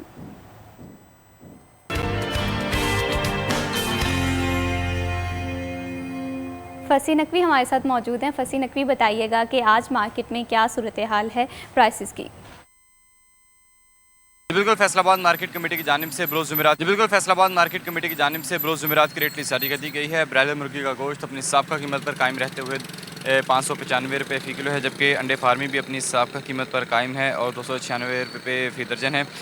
आलू साबका कीमत 82 रुपये पर कायम है, जबकि प्याज 2 रुपये कमी के बाद 72 से 70 रुपये हो चुके हैं। टमाटर 3 रुपये इजाफे के बाद 93 से 96 रुपये फ़ी किलो हो चुके हैं। अदरक चाइना साबका कीमत 395 रुपये पर कायम है। लहसुन हनाई 245 रुपये फ़ी किलो पर कायम है। सब्ज़ मिर्च 20 रुपये कमी के बाद 97 से 77 रुपये हो चुकी है, जबकि फूल गोभी साबका कीमत 100 रुपये पर कायम है और इसी तरह बंद गोभी 100 रुपये फ़ी किलो पर कायम है। टिंडे 15 रुपये कमी के बाद 200 से 185 रुपये हो चुके हैं। घिया का तो 75 रुपये फ़ी किलो पर कायम है। बैंगन 10 रुपये कमी के बाद 110 से 100 रुपये हो चुके हैं। मटर बगैर दो बदल के 240 रुपये फ़ी किलो पर कायम है, जबकि शिमला मिर्च जो है वो 200 रुपये फ़ी किलो पर बरकरार है। गाजर चाइना 105 रुपये फ़ी किलो है। अरबी 85 रुपये है। फलों में देखा जाए तो सेब गाथा जो है अपनी साबका कीमत 200 रुपये पर कायम है। केला साबका कीमत 130 रुपये फ़ी दर्जन पर बरकरार है। आम चौंसा अव्वल 410 रुपये फ़ी किलो पर कायम है। अमरूद 70 रुपये, अनार देसी 300 रुपये, अंगूर गोला 210 रुपये और इसी तरह अंगूर सुंदरखानी जो है 310 रुपये फ़ी किलो पर कायम है। देखा जाए तो फल और सब्जियों की कीमतों में रद्दबदल रिकॉर्ड हुआ है, जबकि ब्रायलर मुर्गी का गोश्त अपनी साबका कीमत पर कायम है। जी बहुत शुक्रिया फसी नकवी तफसीलात से आगाह करने के लिए। बढ़ाते हैं प्रोग्राम को आगे और अब बात करते हैं कुछ स्किल्स के हवाले से। एजुकेशन के साथ साथ स्किल्स होना बहुत ज़्यादा ज़रूरी है। हम देख रहे हैं कि दुनिया बहुत ज़्यादा तरक्की कर रही है, टेक्नोलॉजी आ गया है, ग्राफिक डिज़ाइनर जो हैं वो काफ़ी ज़्यादा देख रहे हैं कि मार्केट में इन है, लेकिन अपने आप के अंदर एक टैलेंट को पहचानना, उस स्किल को यूटिलाइज़ करने के लिए हमारे पास इंस्टीट्यूट्स का होना मौजूद जो है, इनकी इंपॉर्टेंस बहुत ज़्यादा ज़रूरी है। और फैसलाबाद के हवाले से बात करें, पंजाब के हवाले से बात करें तो टैप्टा जो है वो टेक्निकल एजुकेशन जो है प्रोवाइड कर रहा है। इसकी इंपॉर्टेंस किस तरह से है और किस तरह से ये स्टूडेंट्स को एम्पावर कर रहा है। वो स्टूडेंट जो मैट्रिक से फ़ारिग हो गए हैं या जो इंटरमीडिएट के बाद जिन्हें नहीं समझ आ रहा कि क्या उन्हें टेक्निकल एजुकेशन की तरफ जाना चाहिए या कन्वेंशनल एजुकेशन की तरफ जाना चाहिए, इस टॉपिक पर हम बात करेंगे। लेकिन इस टॉपिक पर बात करने से पहले जो हमारे आज के बहुत ही ख़ास मेहमान हैं उनका तारुफ़ करवा दूँ। आज हमें प्रोग्राम में ज्वाइन किया है इंजीनियर फैज़ मोहम्मद बुज़दार साहब ने। आप डायरेक्टर टैप्टा हैं। अस्सलाम वालेकुम। बहुत शुक्रिया मैम। बहुत शुक्रिया sir for joining us in this programme. कैसे हैं आप? अल्हम्दुलिल्लाह, आप ठीक है मैम? अल्हम्दुलिल्लाह मैं बिल्कुल ठीक हूँ। और इन्हीं के साथ हमें ज्वाइन किया है प्लेसमेंट ऑफिसर टैप्टा मोहम्मद असगर साहब ने। अस्सलाम वालेकुम। वालेकुम अस्सलाम। कैसे हैं आप असगर साहब? जी मैम, अल्लाह का शुक्र, बेहतरीन। बहुत शुक्रिया आपने हमारे प्रोग्राम को वक्त दिया। सबसे पहले फैज़ साहब आपसे गुफ्तगू का आगाज़ करूँगी। हम देखते हैं कि हमारे यहाँ स्टूडेंट्स जो हैं उनमें टैलेंट की कमी नहीं है, लेकिन कुछ ना कुछ रीज़न्स होती हैं। कुछ अपने घर वालों को सपोर्ट करने के लिए तालीम छोड़ देते हैं, लेकिन ऐसे में स्किल होना बहुत ज़्यादा ज़रूरी है। तो टैप्टा किस तरह से काम करता है? जी मैम, बेसिकली टैप्टा technical education and vocational training authority है। तो एक लेमैन को समझाने के लिए, एक आम आदमी को कि टेक्निकल एजुकेशन की अहमियत क्या है और टैप्टा क्या है, हम इसको बड़ा सिंपली ये कह सकते हैं कि फ़र्ज़ करें कि आपका जो ये सेट है, ये जो आपका रूम है, इसके ग्रे स्ट्रक्चर से लेकर इसकी फिनिशिंग तक मैं एक छोटा सा यानी कि सेगमेंट लेके हम बात करते हैं। तो अगर आपने ये कह सकते हैं कि मटेरियल की तरफ जाएंगे, सीमेंट आपको सीमेंट फैक्ट्री से आपको पता है कि बनेगा, मिलेगा। 80 से 90% सीमेंट फैक्ट्री में वो लोग हैं जो टेक्नोलॉजिस्ट हैं, जो टेक्नीशियंस हैं, टेक्नोलॉजिस्ट हैं। अब अगर आ जाएं हम उसकी कंस्ट्रक्शन की तरफ, तो मैसन हो गया, उसके बाद आपका क्या शटरिंग कारपेंटर हो गया, आपका स्टील फिक्सर हो गया। फिर हम इसकी फिनिशिंग में पे आ जाएं तो आपका जो टाइल फिक्सर है, आपका प्लम्बर है, आपका HVACR का टेक्नीशियन है, आपका इलेक्ट्रीशियन है, आपका जितना भी यहाँ का इलेक्ट्रॉनिक्स इक्विपमेंट है, जो कुछ ऑन एयर हो रहा है। तो आप ये कह सकते हैं कि टेक्निकल एजुकेशन या टैप्टा के बगैर दुनिया एक चटियल मैदान है और कुछ भी नहीं। बिल्कुल इसी तरह से। और आज के दौर में मैं ये समझती हूँ कि स्किल्स होना बहुत ज़्यादा ज़रूरी है। तो असगर साहब, आपसे अगर बात करें स्किल्स की इंपॉर्टेंस के हवाले से, तो आप किस तरह से सोसाइटी में देखते हैं? जी बिस्मिल्लाहिर्रहमानिर्रहीम। जैसा मैडम डायरेक्टर साहब ने कहा कि टेक्निकल एजुकेशन के बगैर आप कुछ भी नहीं है, इस तरह जो है वो अभी अगर हम करंट सिनेरियो में देखें कि हमारे जो बहुत मतलब कह लें एमफिल और जो मास्टर डिग्री होल्डर हैं, उनके पास वाइट कॉलर जॉब की अपॉर्चुनिटीज़ नहीं है। लेकिन अगर इसके पैरेलल हम देखते हैं कि हम एक छोटी सी एक डिग्री कर लें, एक छोटा सा एक स्किल ले लें, तो स्किल की जो है वो मार्केट के अंदर डिमांड मौजूद है। अगर मैं आपको इसकी एग्जांपल दे सकूं कि हमारे पास एक रियल एग्जांपल मौजूद है कि एक बच्ची है, उसने मुझे अपना CV सेंड किया और उसके ऊपर जो है वो मैंने देखा कि उसने खुद से वो मास्टर डिग्री की हुई है, लेकिन उसने हमारे एक कॉलेज से एक शेफ़ का कोर्स किया ठीक है। और मेरा चूँकि काम प्लेसमेंट का है, तो प्लेसमेंट के अंदर जो है वो हम बच्चों को जो है वो एक वे फॉरवर्ड दे रहे होते हैं कि आपने कहाँ जाना है, कैसे जाना है और कैसे जॉब हासिल करनी है। तो जब मैंने उसको बताया कि आपने हमारे पास से शेफ़ का कोर्स किया और आपके पास ये अपॉर्चुनिटी है और 50,000 आपको सैलरी पे करेंगे और यहाँ पे आपने इस पर्सन को जाके HR में मिल लेना है और आपकी जॉब हो जाएगी। और बिलीव करें कि उस बच्ची की मतलब खुशी से वो मतलब कह लें कि अभी उस फुली नहीं समा रही थी और वो कह रही थी कि मैंने एक 16 ईयर एजुकेशन ली है, उसका मुझे कोई फ़ायदा नहीं हुआ, लेकिन मैंने एक शेफ़ का कोर्स 6 महीने का आपसे लिया है और आज मैं जॉब पे जा रही हूँ। तो मतलब बताने का मकसद ये है, ये एक रियल एग्जांपल है। सिर्फ मकसद क्या है कि हमें बहुत बड़ी डिग्रियों की ज़रूरत नहीं है, हमारी करंट मार्केट के अंदर जो है वो स्किल की मेन ज़रूरत है, वाइट कॉलर जॉब नहीं है। हमें आज इंडस्ट्री कहती है कि हमें स्किल लोग नहीं मिल रहे, और दूसरी तरफ हम देख रहे हैं कि अनएम्प्लॉयमेंट है। तो इसके पीछे जो लॉजिक है वो यही है कि लोग जो है वो यूनिवर्सिटियों का रुख तो कर रहे हैं, लेकिन अपने बच्चों को ये छोटी छोटी स्किल सिखा के उनको उनको मतलब स्किलफुल करके अर्निंग की तरफ नहीं लेके आ रहे। तो मैं आज आपके इस प्रोग्राम के तवज्जुह से ये उन तमाम लोगों को गाइड करूँगा, उनको रिक्वेस्ट करूँगा कि आप अगर आपको खुद से समझ नहीं आ रही तो हमारा पूरा प्लेसमेंट सेल, जिसका काम ही ये है, जिसका मैंडेट ही ये है कि वो बच्चियों को और स्पेशली वालिदैन को जिनको समझ नहीं आ रही कि आप क्या कराएं, तो वो आएँ, अपना बैकग्राउंड बताएं, और हम उनकी तमाम चीज़ों को देख के हमारा करियर काउंसलिंग ऑफिसर जो है वो बताएगा कि आपके लिए ये स्किल सबसे बेटर है, आप यहाँ पे जहाँ पे आप रह रहे हैं उसके हिसाब से आपको ये सूट करती है स्किल, आप ये ले लें। और स्किल लेने के साथ साथ हम ना सिर्फ उसको स्किल दे रहे होते हैं बल्कि उसको ग्रूम भी कर रहे होते हैं, और उसको इस चीज़ के ऊपर भी लेके आ रहे होते हैं कि आपने जॉब कैसे लेनी है, how to get job, how to prepare for interview. ये तमाम जो है वो इनके ऊपर भी हम लेक्चर्स कंडक्ट कर रहे होते हैं। और ये मैं समझता हूँ कि शायद ये सिर्फ टेप्टा के अंदर ये पूरा डिपार्टमेंट मौजूद है जो बच्चों को ना सिर्फ स्किल दे रहा है बल्कि उनकी जॉब प्लेसमेंट के ऊपर भी काम कर रहा है। बिल्कुल इसी तरह से आपने एक बहुत अहम बात की है कि हमारे 16 ईयर की एजुकेशन होती है, लेकिन हम देखते हैं कि किसी स्टूडेंट जब वो डिग्री से एक डिग्री लेकर किसी इंस्टीट्यूट से निकलता है तो उसके पास कोई स्किल नहीं होती, फिर जब वो मार्केट में जाता है तो बेरोज़गारी होती है। यहाँ पर फैज़ साहब आपसे मैं ये भी जानना चाहती हूँ, अगर हम कन्वेंशनल एजुकेशन को देखें और टेक्निकल एजुकेशन को देखें, आप इनका मौज़ना किस तरह से करेंगे? जी, मैंने जैसे आपको पहले बताया कि मैंने ग्रे स्ट्रक्चर से स्टार्ट लिया और मैं इस सेट के फिनिशिंग तक आया। कहीं आपको FA BA या MA नज़र आया?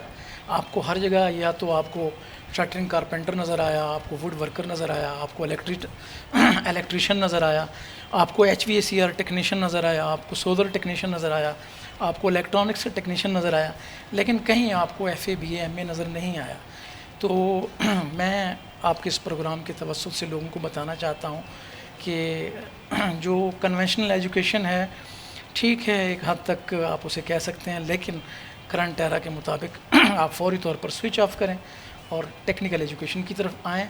पूरी कौम का मुस्तकबिल, क्योंकि आपने देखा है कि चाइना ने तरक्की की या दुनिया में जितनी भी अक़वाम हैं उन्होंने तरक्की की, उसके पीछे एक ही राज है कि उन्होंने टेक्निकल एजुकेशन को अपनाया और टेक्निकल एजुकेशन को अपनाने की वजह से इस वक्त वो तरक्की के बामे अरूज पे हैं। बिल्कुल इसी तरह से टेक्निकल एजुकेशन की इम्पॉर्टेंस भी है, और इसके साथ साथ अगर हम कन्वेंशनल एजुकेशन की बात करें या जनरल एजुकेशन की बात करें, वो आपको एक बेसिक्स प्रोवाइड करती है कि सोसाइटी में सर्वाइव किस तरह से करना है, लेकिन इसके साथ आपको एक स्किलफुल पर्सन होने की बहुत ज़्यादा ज़रूरत है, और इसके लिए जो टेप्टा है वो बहुत अच्छे इक़दाम भी कर रहा है। यहाँ पर फैज़ साहब ये भी बताइएगा कि अगर हम कोर्सेज़ के हवाले से बात करें तो टेप्टा में कौन कौन से कोर्सेज़ करवाए जा रहे हैं?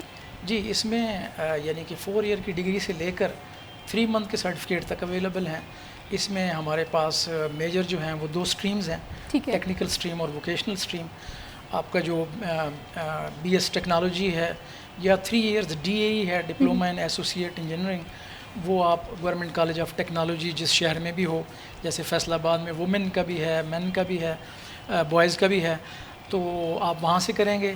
उसके अलावा अगर आप नीचे कोर्सेज़ पे आएंगे, 2 साल के कोर्सेज़ हैं, सर्टिफिकेट्स हैं, तो वो आपको गवर्नमेंट टेक्निकल ट्रेनिंग सेंटर में मिलेंगे। उसके बाद फिर आप मज़ीद नीचे आएंगे, 1 साल या 6 मंथ का सर्टिफिकेट आपको गवर्नमेंट टेक्निकल ट्रेनिंग सेंटर से मिलेगा। इसी तरह फ़ीमेल के इदारे हैं, government vocational training institute for women's, उसमें आपको फ़ीमेल से रेलिवेंट तमाम कोर्सेज़, वो आपको 6 मंथ का हो या 1 ईयर का हो, जैसे हम machine embroidery, hand embroidery, domestic tailoring, beautician, तो डिफरेंट कोर्सेज़ हैं और उसके लिए डिफरेंट सेंटर्स हैं। सही, बिल्कुल इसी तरह से कन्वेंशनल एजुकेशन में भी अगर आपने जाना है, जैसे अभी आपने बात की कि BS इंफॉर्मेशन टेक्नोलॉजी भी करवाया जा रहा है या IT सेक्टर की फील्ड्स में करवाया जा रहा है, तो इसमें मेजर डिफरेंस किस तरह से आप देखते हैं कि जो टेक्निकल इंस्टीट्यूट्स के थ्रू हो रहे हैं या जो हमारे दीगर इदारे जो एजुकेशन प्रोवाइड कर रहे हैं? जी, दीगर जितने भी इदारे हैं वो जैसे आपने पहले ख़ुद बताया कि मोस्टली वो कन्वेंशनल एजुकेशन की तरफ हैं। शायद हाँ ये हो सकता है कि जैसे कंप्यूटर से रेलिवेंट कोर्सेज़ हैं, BS 4 ईयर प्रोग्राम है, वो यूनिवर्सिटी में हो रहा है, लेकिन जो प्योर टेक्निकल कोर्सेज़ हैं वो 95 या 98% तक वो सारे के सारे हमारे जो टेक्निकल एजुकेशन के इदारे हैं उनमें हो रहे हैं। तो प्रेफरेंस ज़ाहिर है करंट एरा के मुताबिक टेक्निकल एजुकेशन की है। और आपकी क्योंकि आपका जो मॉर्निंग शो है बेसिकली तो ये एक अवेयरनेस शो है, ताकि पब्लिक को इस चीज़ की अवेयरनेस हो कि हमने अपनी डायरेक्शन किस तरफ रखनी है। तो मेरी तो यही गुजारिश है कि अब भी वक्त है कि हम अपना जो जिसे कहते हैं कि किबला दुरुस्त कर लें, अपनी डायरेक्शन ठीक कर लें और इस एजुकेशन की तरफ आएँ। क्योंकि पहले जैसे मैंने बताया कि दुनिया में जितनी भी अक़वाम हैं, इस वक्त तो हम ये कह सकते हैं कि चाइना है या USA है, तो वो इस वक्त तरक्की के बामे अरूज पे हैं, तो उसके पीछे सिर्फ़ और सिर्फ टेक्निकल एजुकेशन है। और हम अक्सर देखते हैं, ये बात मैंने बड़े बहुत से प्रोग्राम में की है कि हम अपने स्टूडेंट्स को थ्योरी बेस्ड चीज़ें पढ़ा रहे हैं। प्रैक्टिकली लाइफ में जब स्टूडेंट जाता है उसे बहुत प्रॉब्लम होती हैं, तो जिसकी वजह से वो शायद मार्केट में कम्पीट नहीं करता, इंटरनेशनल लेवल पे कम्पीट नहीं करता। वो हमारे स्टूडेंट्स जो यहाँ से बाहर जाते हैं, स्टडी वीज़ा पे जाते हैं, वर्क के सिलसिले में जाते हैं, वहाँ जाकर वो कम्पीट ही नहीं कर पाते क्योंकि उनके पास स्किल नहीं है। और जो फॉरेन कंट्रीज़ हैं वो स्किल रिक्वायर्ड करते हैं। यहाँ पर इसके साथ अगर हम पाकिस्तान के हवाले से बात करें तो पाकिस्तान में आप क्योंकि प्लेसमेंट को भी डील करते हैं, तो बेरोज़गारी की मेजर रीज़न क्या है, ये बहुत ज़्यादा इंपॉर्टेंट है कि इसके पीछे फैक्टर्स जानेंगे फिर स्टूडेंट्स, ताकि इस चीज़ को देखें, समझें और फिर अपनी डायरेक्शन जो है वो ठीक करें। इस पर मैं आपका जवाब लाजमी सुनना चाहूँगी, लेकिन यहाँ पर वक्त हुआ है एक छोटी सी ब्रेक का, कहीं मत जाइए, हमारे साथ रहिए।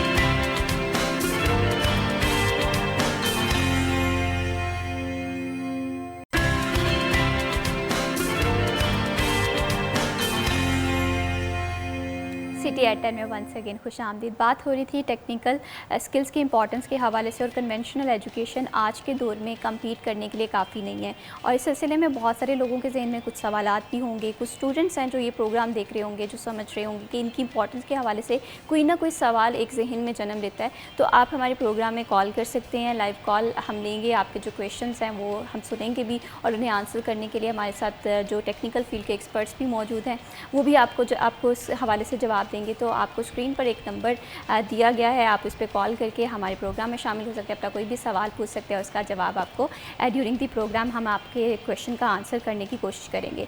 तो जिस तरह से असगर साहब मैं बात करी थी ब्रेक पे जाने से पहले कि हम देखते हैं कि हमारे यहाँ मार्केट में जॉब्स तो नहीं है, बच्चा बेरोज़गार है, परेशान है। तो आप क्या समझते हैं कि हमारे यहाँ बेरोज़गारी का एलिमेंट किन चीज़ों पे मुश्तमिल है, या क्यों है हमारे यहाँ बेरोज़गारी इतनी? जी मैम, ऐसे हैं कि देखिए, मैंने पहले भी आपको बताया है कि स्किल जो है ये सबसे इम्पोर्टेंट है। अब जो एक सर्टिफिकेट है, हमारे पास भी बच्चे आते हैं, बहुत सारे बच्चे हैं जो मतलब फॉर एग्जांपल हमारे पास बच्चों की 25 बच्चों की क्लास है या 50 बच्चों की क्लास है, तो उसमें से बहुत सारे बच्चे होते हैं उसी क्लास में बैठे होते हैं, उसी टीचर ने उनको पढ़ाया होता है और उसी कॉलेज का उसी जगह का सर्टिफिकेट होता है, और वो बच्चा बड़ा कामयाब होता है, और एक बच्चा होता है वो नाकाम हो जाता है, और एंड पे वो कह रहा होता है कि शायद मुझे इस सर्टिफिकेट ने कोई फ़ायदा नहीं दिया। अब वजह क्या है इसके पीछे? लॉजिक ये है कि लोग जो हैं या बच्चे जो हैं, ये जितने भी स्टूडेंट्स हैं, वो ये समझ रहे हैं कि हम जब ये पास कर लेंगे या हम अपना जो है इस सर्टिफिकेट को हासिल कर लेंगे तो हमें जॉब मिल जाएगी। लेकिन ये नहीं है, ये सर्टिफिकेट सिर्फ एक अथेंटिसिटी है कि आप सर्टिफाइड हैं। लेकिन जब आपने इंडस्ट्री फ्लोर पे जाना है, जब आपने किसी जगह पे जॉब के लिए जाना है, तो वहाँ पे आपका सर्टिफिकेट आपको सिर्फ वहाँ तक ले जाने के लिए तो काफ़ी है, उसके ऊपर जो है वो आप फुलफ़िल कर लेंगे, ठीक है।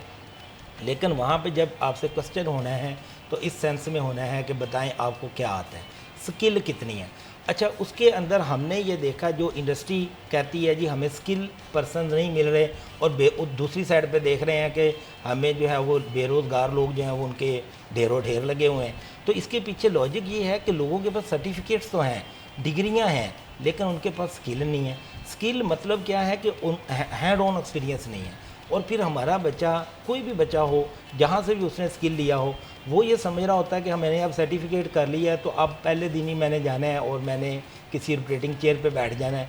लेकिन इसके पीछे जो है वो अगर हम देखें तो पहले उसने जाके पहले हैंड ऑन, कोई भी आप काम समझते हैं, मैं अगर अपनी बात करता हूँ, फॉर एग्जांपल मेरा पूरा बैकग्राउंड जो है वो ऑटोमोबाइल्स का है, और अगर फॉर एग्जांपल मैं किसी गाड़ी को, किसी मोटरसाइकिल को खुद ठीक नहीं कर सकता तो मैं वहाँ पे सुपरवाइज भी नहीं कर सकता।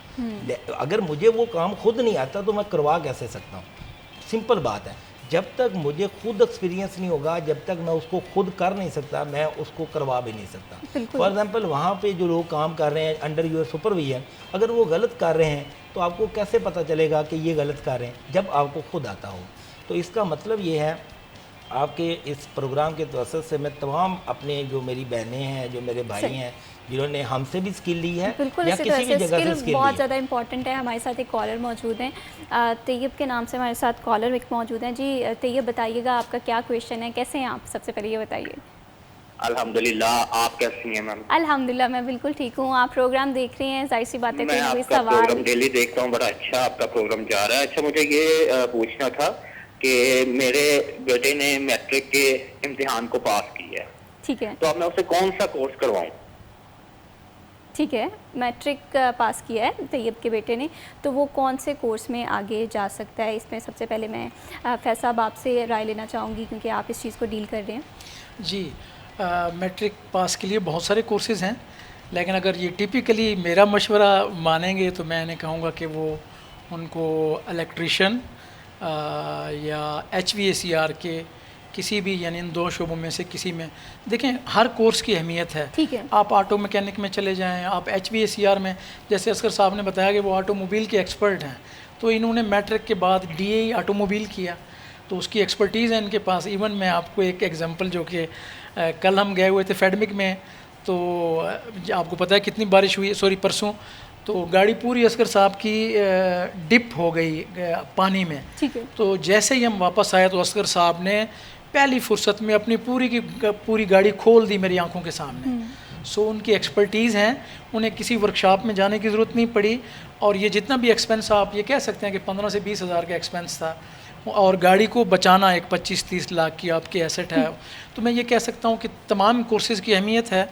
तो बच्चे को अगर आप HVACR टेक्नीशियन का कोर्स करा दें, इलेक्ट्रिशियन का करा दें, ऑटो मैकेनिक का करा दें, हर टेक्निकल कोर्स की अहमियत है। बिल्कुल, और हर कहते हैं कि हर चीज़ मैटर कर रही होती है, लेकिन इसके साथ साथ काउंसलिंग भी बहुत मैटर कर रही है। थोड़ा सा आप देखिए कि आपके बच्चे का रुझान किस तरफ है, ये भी मैटर करता है।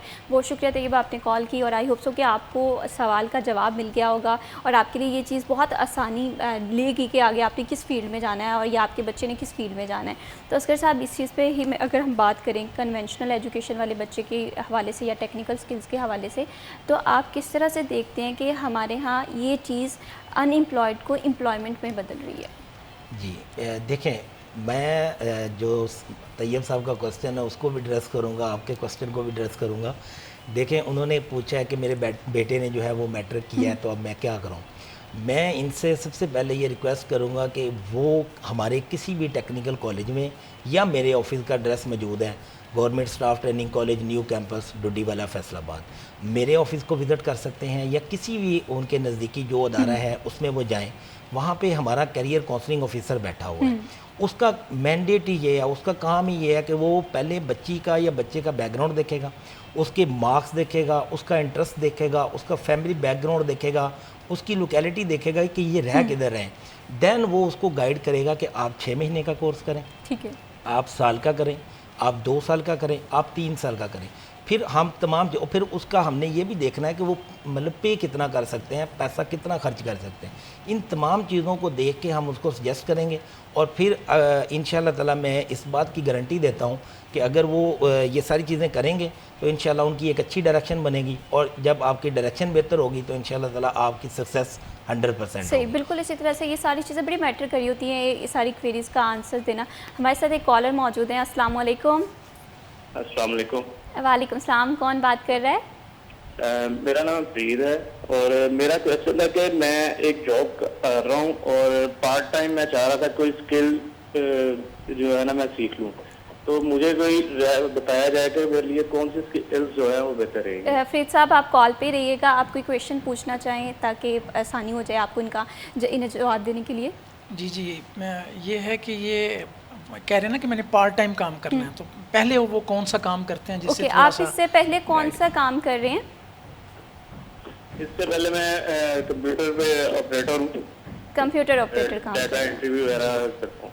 तो इसमें फरीद साहब को मैं ये सजेस्ट करूंगा कि करंट एरा के मुताबिक, क्योंकि ऑलरेडी वो कंप्यूटर की फील्ड में हैं, तो ग्राफिक डिज़ाइनिंग हो गया, आर्टिफिशियल इंटेलिजेंस हो गया, साइबर सिक्योरिटी हो गया, गेम डेवलपमेंट हो गया। तो टेप्टा तो अब इन चीज़ों में एंटर हो चुका है। तो मैं उनको सजेस्ट करूंगा कि इनमें से कोई कोर्स जो सही, आपसे जो उनकी फील्ड से रिलेटेड है। असगर साहब, आप कोई क्वेश्चन करना चाहें? जी बिल्कुल, मैं इनसे ये मतलब पूछना चाह रहा था कि ऑलरेडी इनके पास कोई सर्टिफिकेशन मौजूद है, कोई ऑलरेडी आपके पास सर्टिफिकेशन मौजूद है या आप एक्सपीरियंस बेस्ड यहाँ पे जॉब कर रहे हैं अपना फरीद काम? साहब, आपके पास कोई सर्टिफिकेशन मौजूद है? मेरे पास बैचलर की डिग्री है। ठीक है, इसके अलावा कोई सर्टिफिकेशन नहीं है आपके पास? नहीं, इसके अलावा। सही, ठीक अच्छा, है। ऐसे है कि जैसे इन्होंने बताया कि मेरे पास मतलब बैचलर की डिग्री है, मे बी बीए किया हो, लेकिन कंप्यूटर रिलेटेड स्किल की उनके पास सर्टिफिकेशन मौजूद नहीं है।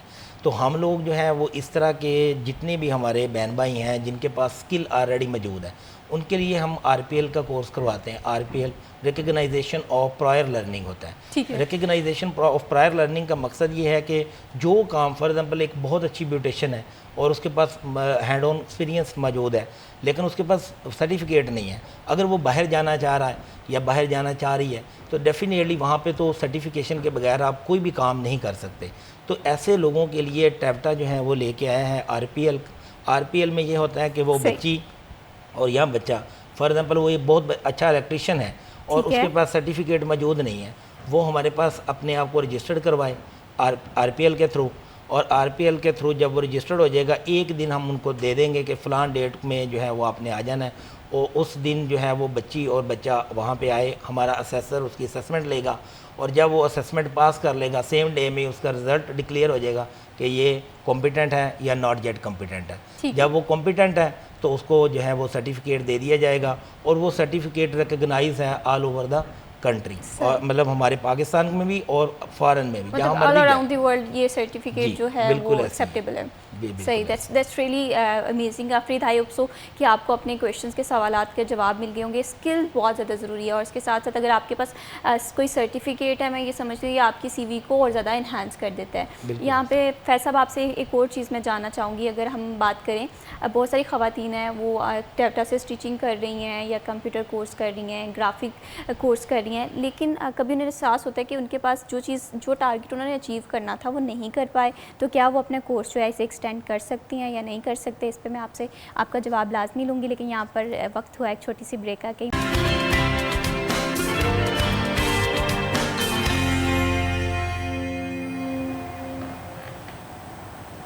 सिटी एट 10 में वंस अगेन खुश आमदीद। बात कर रहे थे टेक्निकल स्किल्स के हवाले से।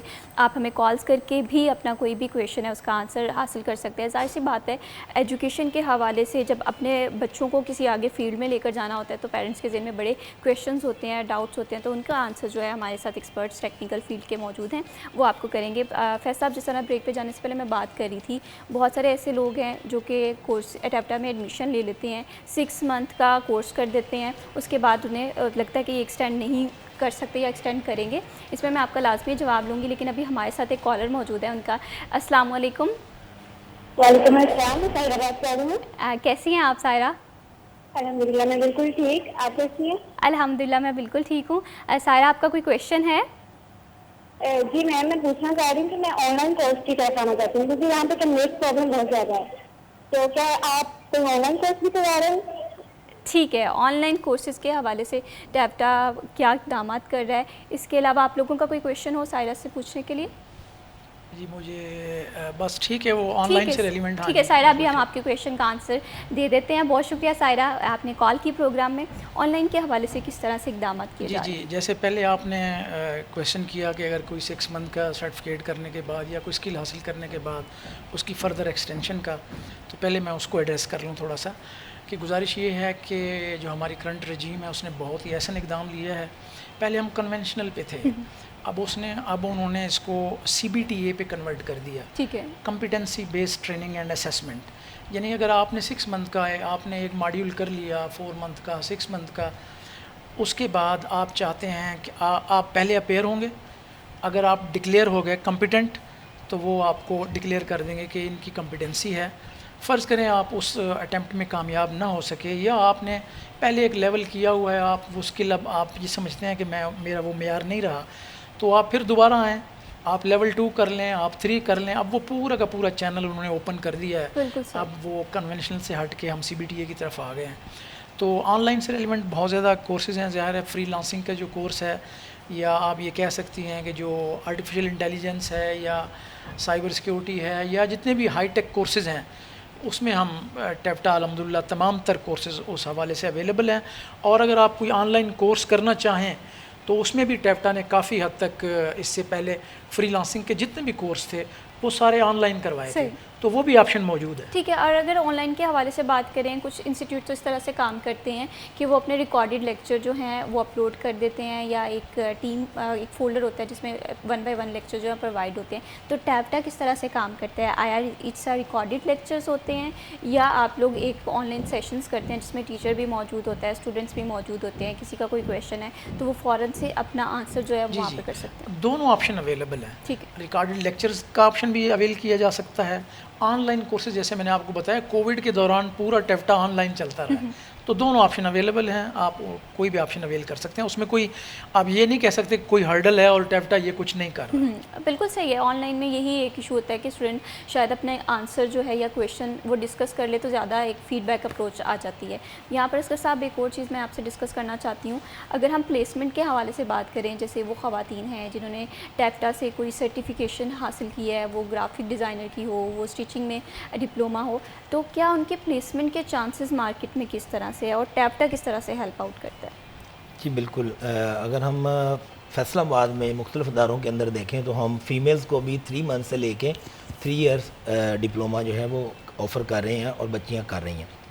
उसमें ये होता है कि हमारी अगर प्लेसमेंट की बात की जाए तो हमारे पास यहाँ पे फैसलाबाद में एक कॉलेज है, डी ग्राउंड में, government college of technology for women Faisalabad, और उस कॉलेज के अंदर जो है वो हम 2 मेजर जो है वो कॉलेज कोर्सेज़ करवा रहे हैं, कंप्यूटर इंफॉर्मेशन टेक्नोलॉजी और DDM, dress designing and making. और इसके साथ ही हमारे पास जो है वो 2 ईयर और जो हमारे 6 मंथ के कोर्सेज़ हैं वो भी हम करवा रहे हैं, स्टिचिंग के रिलेटेड हैं या ब्यूटिशियन है। अच्छा, इसके अंदर हमारी जो प्लेसमेंट है इसकी बड़ी मतलब कह लें कि 60 से 70% जो है वो सक्सेसफुली प्लेस हो जाते हैं बच्चे।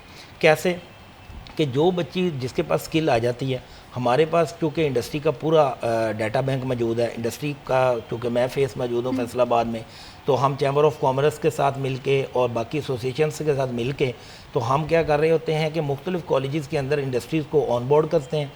इंडस्ट्री जो है वो अपने रिप्रेजेंटेटिव को, अपने HR टीम को हमारे ही कॉलेज के अंदर भेज देती है, और वहीं पे उन बच्चियों के हम जैसे ही बैच पास आउट होता है तो हम उन बच्चियों के वहीं पे इंटरव्यू कंडक्ट करते हैं, और इंटरव्यू के दौरान जितनी बच्चियां सेलेक्ट हो जाती हैं उनको वो मतलब इंडस्ट्री फ्लोर के ऊपर ले जाया जाता है और वहाँ पे मतलब उनकी जॉब जो है वो कंफर्म हो जाती है। तो अगर मैं इसके अंदर आपको एक एग्जांपल दे सकूं कि रिसेंटली हमारे पास एक इंडस्ट्री बड़ी वेल नॉन इंडस्ट्री है, तो मैं मतलब उन्होंने कहा कि हमें जो है वो 200 फीमेल टीचर्स चाहिए।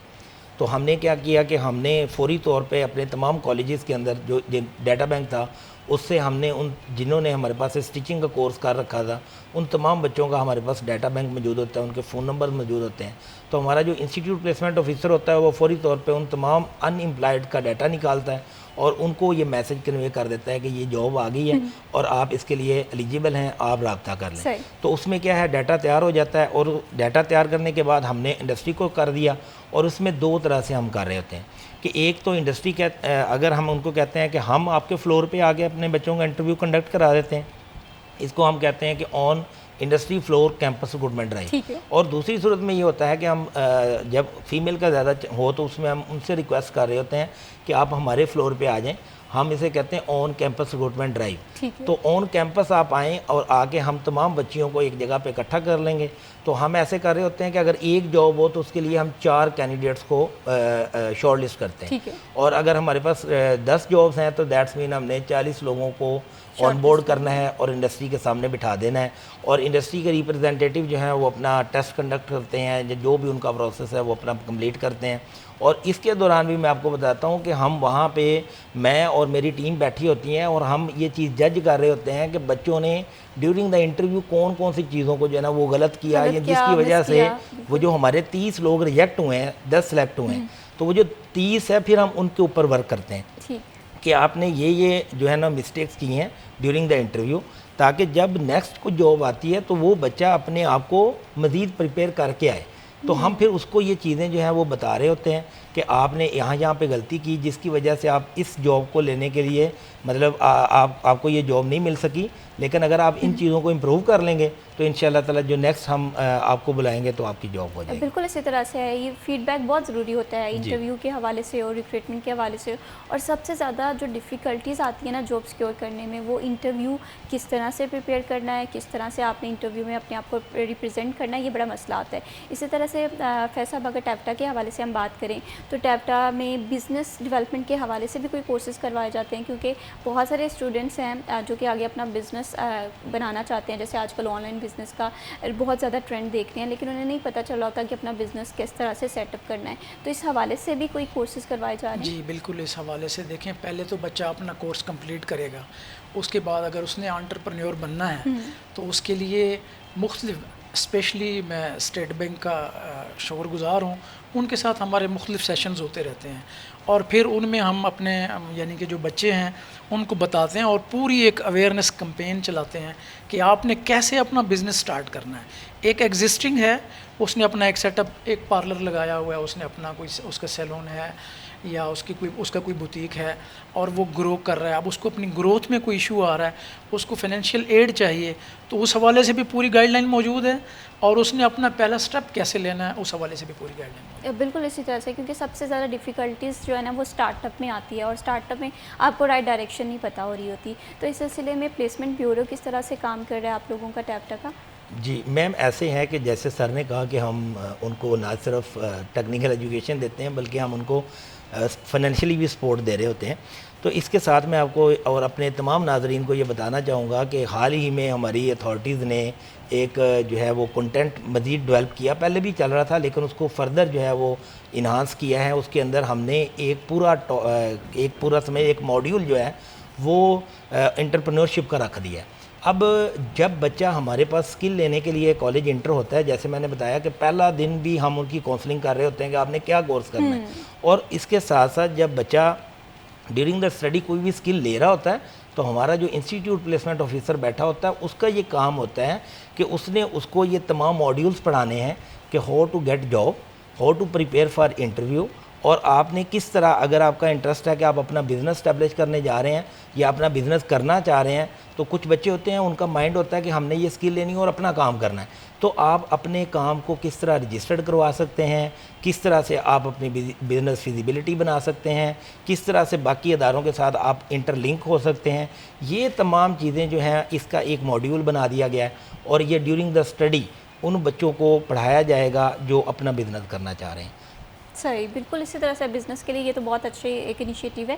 इसके साथ साथ अगर हम बात करें हमारे स्टूडेंट्स, जिस तरह से मैंने अभी थोड़ी देर पहले कहा था कि फ़ॉरेन कंट्रीज़ में चले जाते हैं लेकिन वो वहाँ पर वाइट कॉलर जॉब सिक्योर नहीं कर सकते, तो इस सिलसिले में भी टैप्टा कोई रोल अपना प्ले कर रहा है? जी बिल्कुल, हमने जो हमारा टैप्टा का प्लेसमेंट सेल है, जिसको अगर बात करें तो हमारे डीजी ऑपरेशंस जो हैं वो डीजी प्लेसमेंट भी हैं और वो मतलब हेड कर रहे हैं इसको। तो उसमें ये होता है कि जो जितनी भी मतलब हमने पूरा एक स्टेप ले लिया है कि हमारे पास फॉरेन प्लेसमेंट का पूरा एक डिपार्टमेंट मौजूद है। उसके अंदर क्या हो रहा है कि हमने एक लाइसेंस भी अप्लाई कर दिया है OEP के नाम से ना, ये OEP होता है ओवरसीज़ एम्प्लॉयमेंट प्रमोटर। सही, ओवरसीज़ के हवाले से ये बहुत इंपॉर्टेंट क्वेश्चन है, इस पर मैं फर्दर भी आपकी इंसाइट्स लाजमी लूँगी, क्योंकि वो लोग जो कि यहाँ से जाते हैं, वर्क प्लेसमेंट के लिए जाते हैं या वहाँ पर स्टडी के लिए जाते हैं, लेकिन वहाँ पर उस तरह से जॉब सिक्योर नहीं कर पाते, वो किस तरह से टैप्टा से इस्तेफ़ादा हासिल कर सकते हैं, इस पर बात करेंगे। लेकिन यहाँ पर वक्त हुआ एक छोटी सी ब्रेक, आके ही मत जाइए, हमारे साथ रहिए।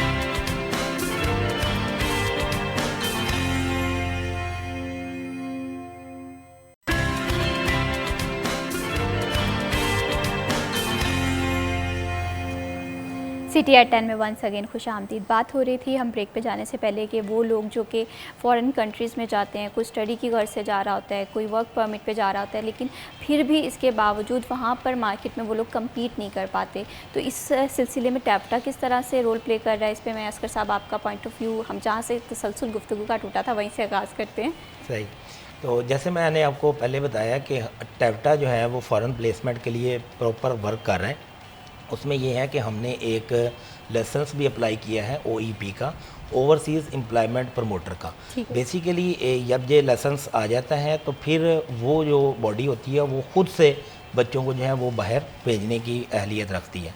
लेकिन अभी जो हम करंट सिचुएशन में आपको बताएं तो हमने रिसेंटली कोई 20 दिन पहले हमने एक कंपनी है उसके थ्रू जो है वो बच्चों के इंटरव्यूज़ कंडक्ट करवाए, और कुछ जगहों पे जो है फ़िज़िकल इंटरव्यूज़ हुए, और कुछ जगहों पे जैसे मैं अपनी बात करूं तो हमारे ऑफिस के अंदर हमने ऑनलाइन इंटरव्यू उनका बच्चों का कंडक्ट करवाया जिन्होंने हमसे DI इलेक्ट्रिकल किया हुआ था। अब DI इलेक्ट्रिकल समझ लें कि मैट्रिक के बाद एक 3 साल की मतलब छोटा सा एक डिप्लोमा है, और 3 साल के बाद उस बच्चे के पास तकरीबन 1.5 लाख रुपए की जॉब अपॉर्चुनिटी मौजूद है सऊदी अरेबिया के अंदर। तो अब हमने उनके इंटरव्यूज़ कंडक्ट करवाए, और अल्हम्दुलिल्लाह मैं बताते हुए फ़ख्र महसूस करूँगा कि हमारे फैसलाबाद के जो हैं वो तकरीबन 6 लोग, और ऑल ओवर द पंजाब अगर बात की जाए तो तकरीबन 73 हमारे बच्चे जो हैं टेवटा के जिन्होंने DI इलेक्ट्रिकल टेक्नोलॉजी में किया हुआ था वो सिलेक्ट हो गए हैं। और अल्हम्दुलिल्लाह 23 तारीख को हमारे चेयरपर्सन टेवटा ने एक बाकायदा इसकी सेरेमनी रखी है टेवटा सेक्रेटेरिएट लाहौर के अंदर, और ये तमाम बच्चे वहाँ पे उस सेरेमनी को अटेंड करेंगे, और उस सेरेमनी के अंदर इन तमाम 73 लोगों को जॉब ऑफ़र्स जो हैं वो लेटर दे दिए जाएंगे। और ये 73 मैं समझता हूँ कि ये एक बच्चा नहीं है, बल्कि इनके पीछे उनका पूरा ख़ानदान मौजूद है जिन्होंने उनकी पूरी ख़ानदान की सक्सेस है। तो मैं समझता हूँ कि इतने शॉर्ट टाइम के अंदर इतनी अच्छी सैलरी के ऊपर बाहर जाके, और फिर इसके अंदर किसी भी किस्म की कोई इन्वेस्टमेंट नहीं है, कोई उसने पैसा नहीं लगाया, तमाम चीज़ें जो हैं वो फ्री ऑफ कॉस्ट हैं, और सारी चीज़ें स्पॉन्सर्ड जी ये स्पॉन्सर्ड हैं। और अब इसके साथ साथ मैं आपके इस प्रोग्राम के तवज्जुह से ये बताना भी चाहूँगा अपने नाज़रीन को कि हम ना सिर्फ ये हमारा ये जो तसलसल है ये रुका नहीं है, हमने अपकमिंग में मे बी नेक्स्ट वीक में या उससे नेक्स्ट वीक में हमें और डिमांड है मुख्तलिफ़ कंट्रीज़ की तरफ से, और हम दोबारा से यही वाला जो है वो सिलसिला शुरू करने जा रहे हैं। और हमारे पास जॉब्स मौजूद हैं, स्पेशली अगर बात की जाए तो इलेक्ट्रिकल टेक्नोलॉजी के हवाले से तो हमारे पास जॉब मौजूद हैं जिनके इंटरव्यूज़ जो हैं वो हम नेक्स्ट वीक में या उससे नेक्स्ट वीक में ये रजिस्ट्रेशन प्रोसेस चल रहा है। तो इंशाल्लाह ताला दोबारा से इंटरव्यूज़ कंडक्ट होंगे, और मैं आपके प्रोग्राम के तवज्जुह से उन तमाम कैंडिडेट्स को जिनके ऑलरेडी इंटरव्यू हुए और वो सक्सेस नहीं ले पाए उनको भी कहूँगा कि वो दोबारा आएँ, और दोबारा से इंटरव्यूज़ उनके हम करवाएंगे। लेकिन उससे पहले हम इस दफ़ा थोड़ा सा हम और चेंज कर रहे हैं चीज़ों को, कि जितने बच्चों के इंटरव्यूज़ हमने पहले जो चीज़ें जैसे मैंने बताया कि उसमें हमें फ़ील हुआ कि यहाँ पे हमारे बच्चे ने गलती की जिसकी वजह से ये सिलेक्ट नहीं हो पाया, तो हम इस बार ये करेंगे कि एक दिन पहले हम उन तमाम बच्चों को बुलाएंगे और उनकी वो तमाम मिस्टेक्स के ऊपर उनकी रिहर्सल्स करवाएंगे। ठीक है। और इसमें सबसे ज़्यादा जो हमने चीज़ों को देखा, हमारा बच्चा स्किल होता है, उनके पास स्किल भी होती है, लेकिन उसके पास कम्युनिकेशन स्किल नहीं होती, तो वो अपने आप को प्रेजेंट नहीं अच्छे तरीके से कर पा रहा होता है। अब चूँकि मैंडेट ही ये है कि हमने उनको प्रिपेयर करना है, उसकी कम्युनिकेशन स्किल को इन्हांस करना है, उसको अपने आप को अच्छे से प्रेजेंट करना सिखाना है, तो हम उनको इसके ऊपर काम करेंगे। और मैं इंशाअल्लाह ताला मुझे बड़ी उम्मीद है कि इस दफ़ा हमारे मैक्सिमम स्टूडेंट जो हैं वो ये जॉब हासिल कर लेंगे। और मैं समझता हूँ कि इतने शॉर्ट टाइम के अंदर मैट्रिक के बाद 3 ईयर सिर्फ लोग जो हैं आपके सामने बेरोज़गारी का आलम ये है कि लोग MPhil की डिग्रियाँ उठा के फिर रहे हैं और वो कहते हैं कि हमें कोई नायब कासद की जॉब ही मिल जाए। लेकिन मैं आपको एक रियल एग्जांपल यहाँ पे देना चाहूँगा कि एक बच्चा है वो कहता है कि मैंने MPhil किया, मेरे पास जॉब अपॉर्चुनिटी नहीं है, मुझे कोई नायब कासद ही रख ले। लेकिन अगर मैं इसके पैरेलल बताऊँ, यकीन मानिए हमारा एक बच्चा जिसने वेल्डिंग का कोर्स किया, जिसने प्लम्बर का कोर्स किया, वो कभी नायब कासद नहीं लगेगा। वो कहेगा नहीं, मैं चूँकि मेरे हाथ में स्किल मौजूद है, मैं अपना काम कर लूँगा। बल्कि मतलब वेल्डिंग के अगर बात की जाए तो हमारे फैसलाबाद में कॉलेज के अंदर हम एक वेल्डिंग कोर्स भी करवा रहे हैं, और ये ऐसी हाई डिमांड स्किल है, लोग बच्चे जो हैं वो कंप्यूटर या इस तरफ जा रहे होते हैं। लोगों को ना इन स्किल्स की इंपॉर्टेंस की अहमियत नहीं पता होती। हम अगर अभी आपने बात की है ना कि बेरोज़गारी है, आप देखें कि एक सीट अनाउंस होती है, लाखों की तादाद में लोग वहाँ पर इंटरव्यू के लिए पहुँचे होते हैं और इंटरव्यू में से सिर्फ एक सीट होती है। ये बेरोज़गारी का आलमी है।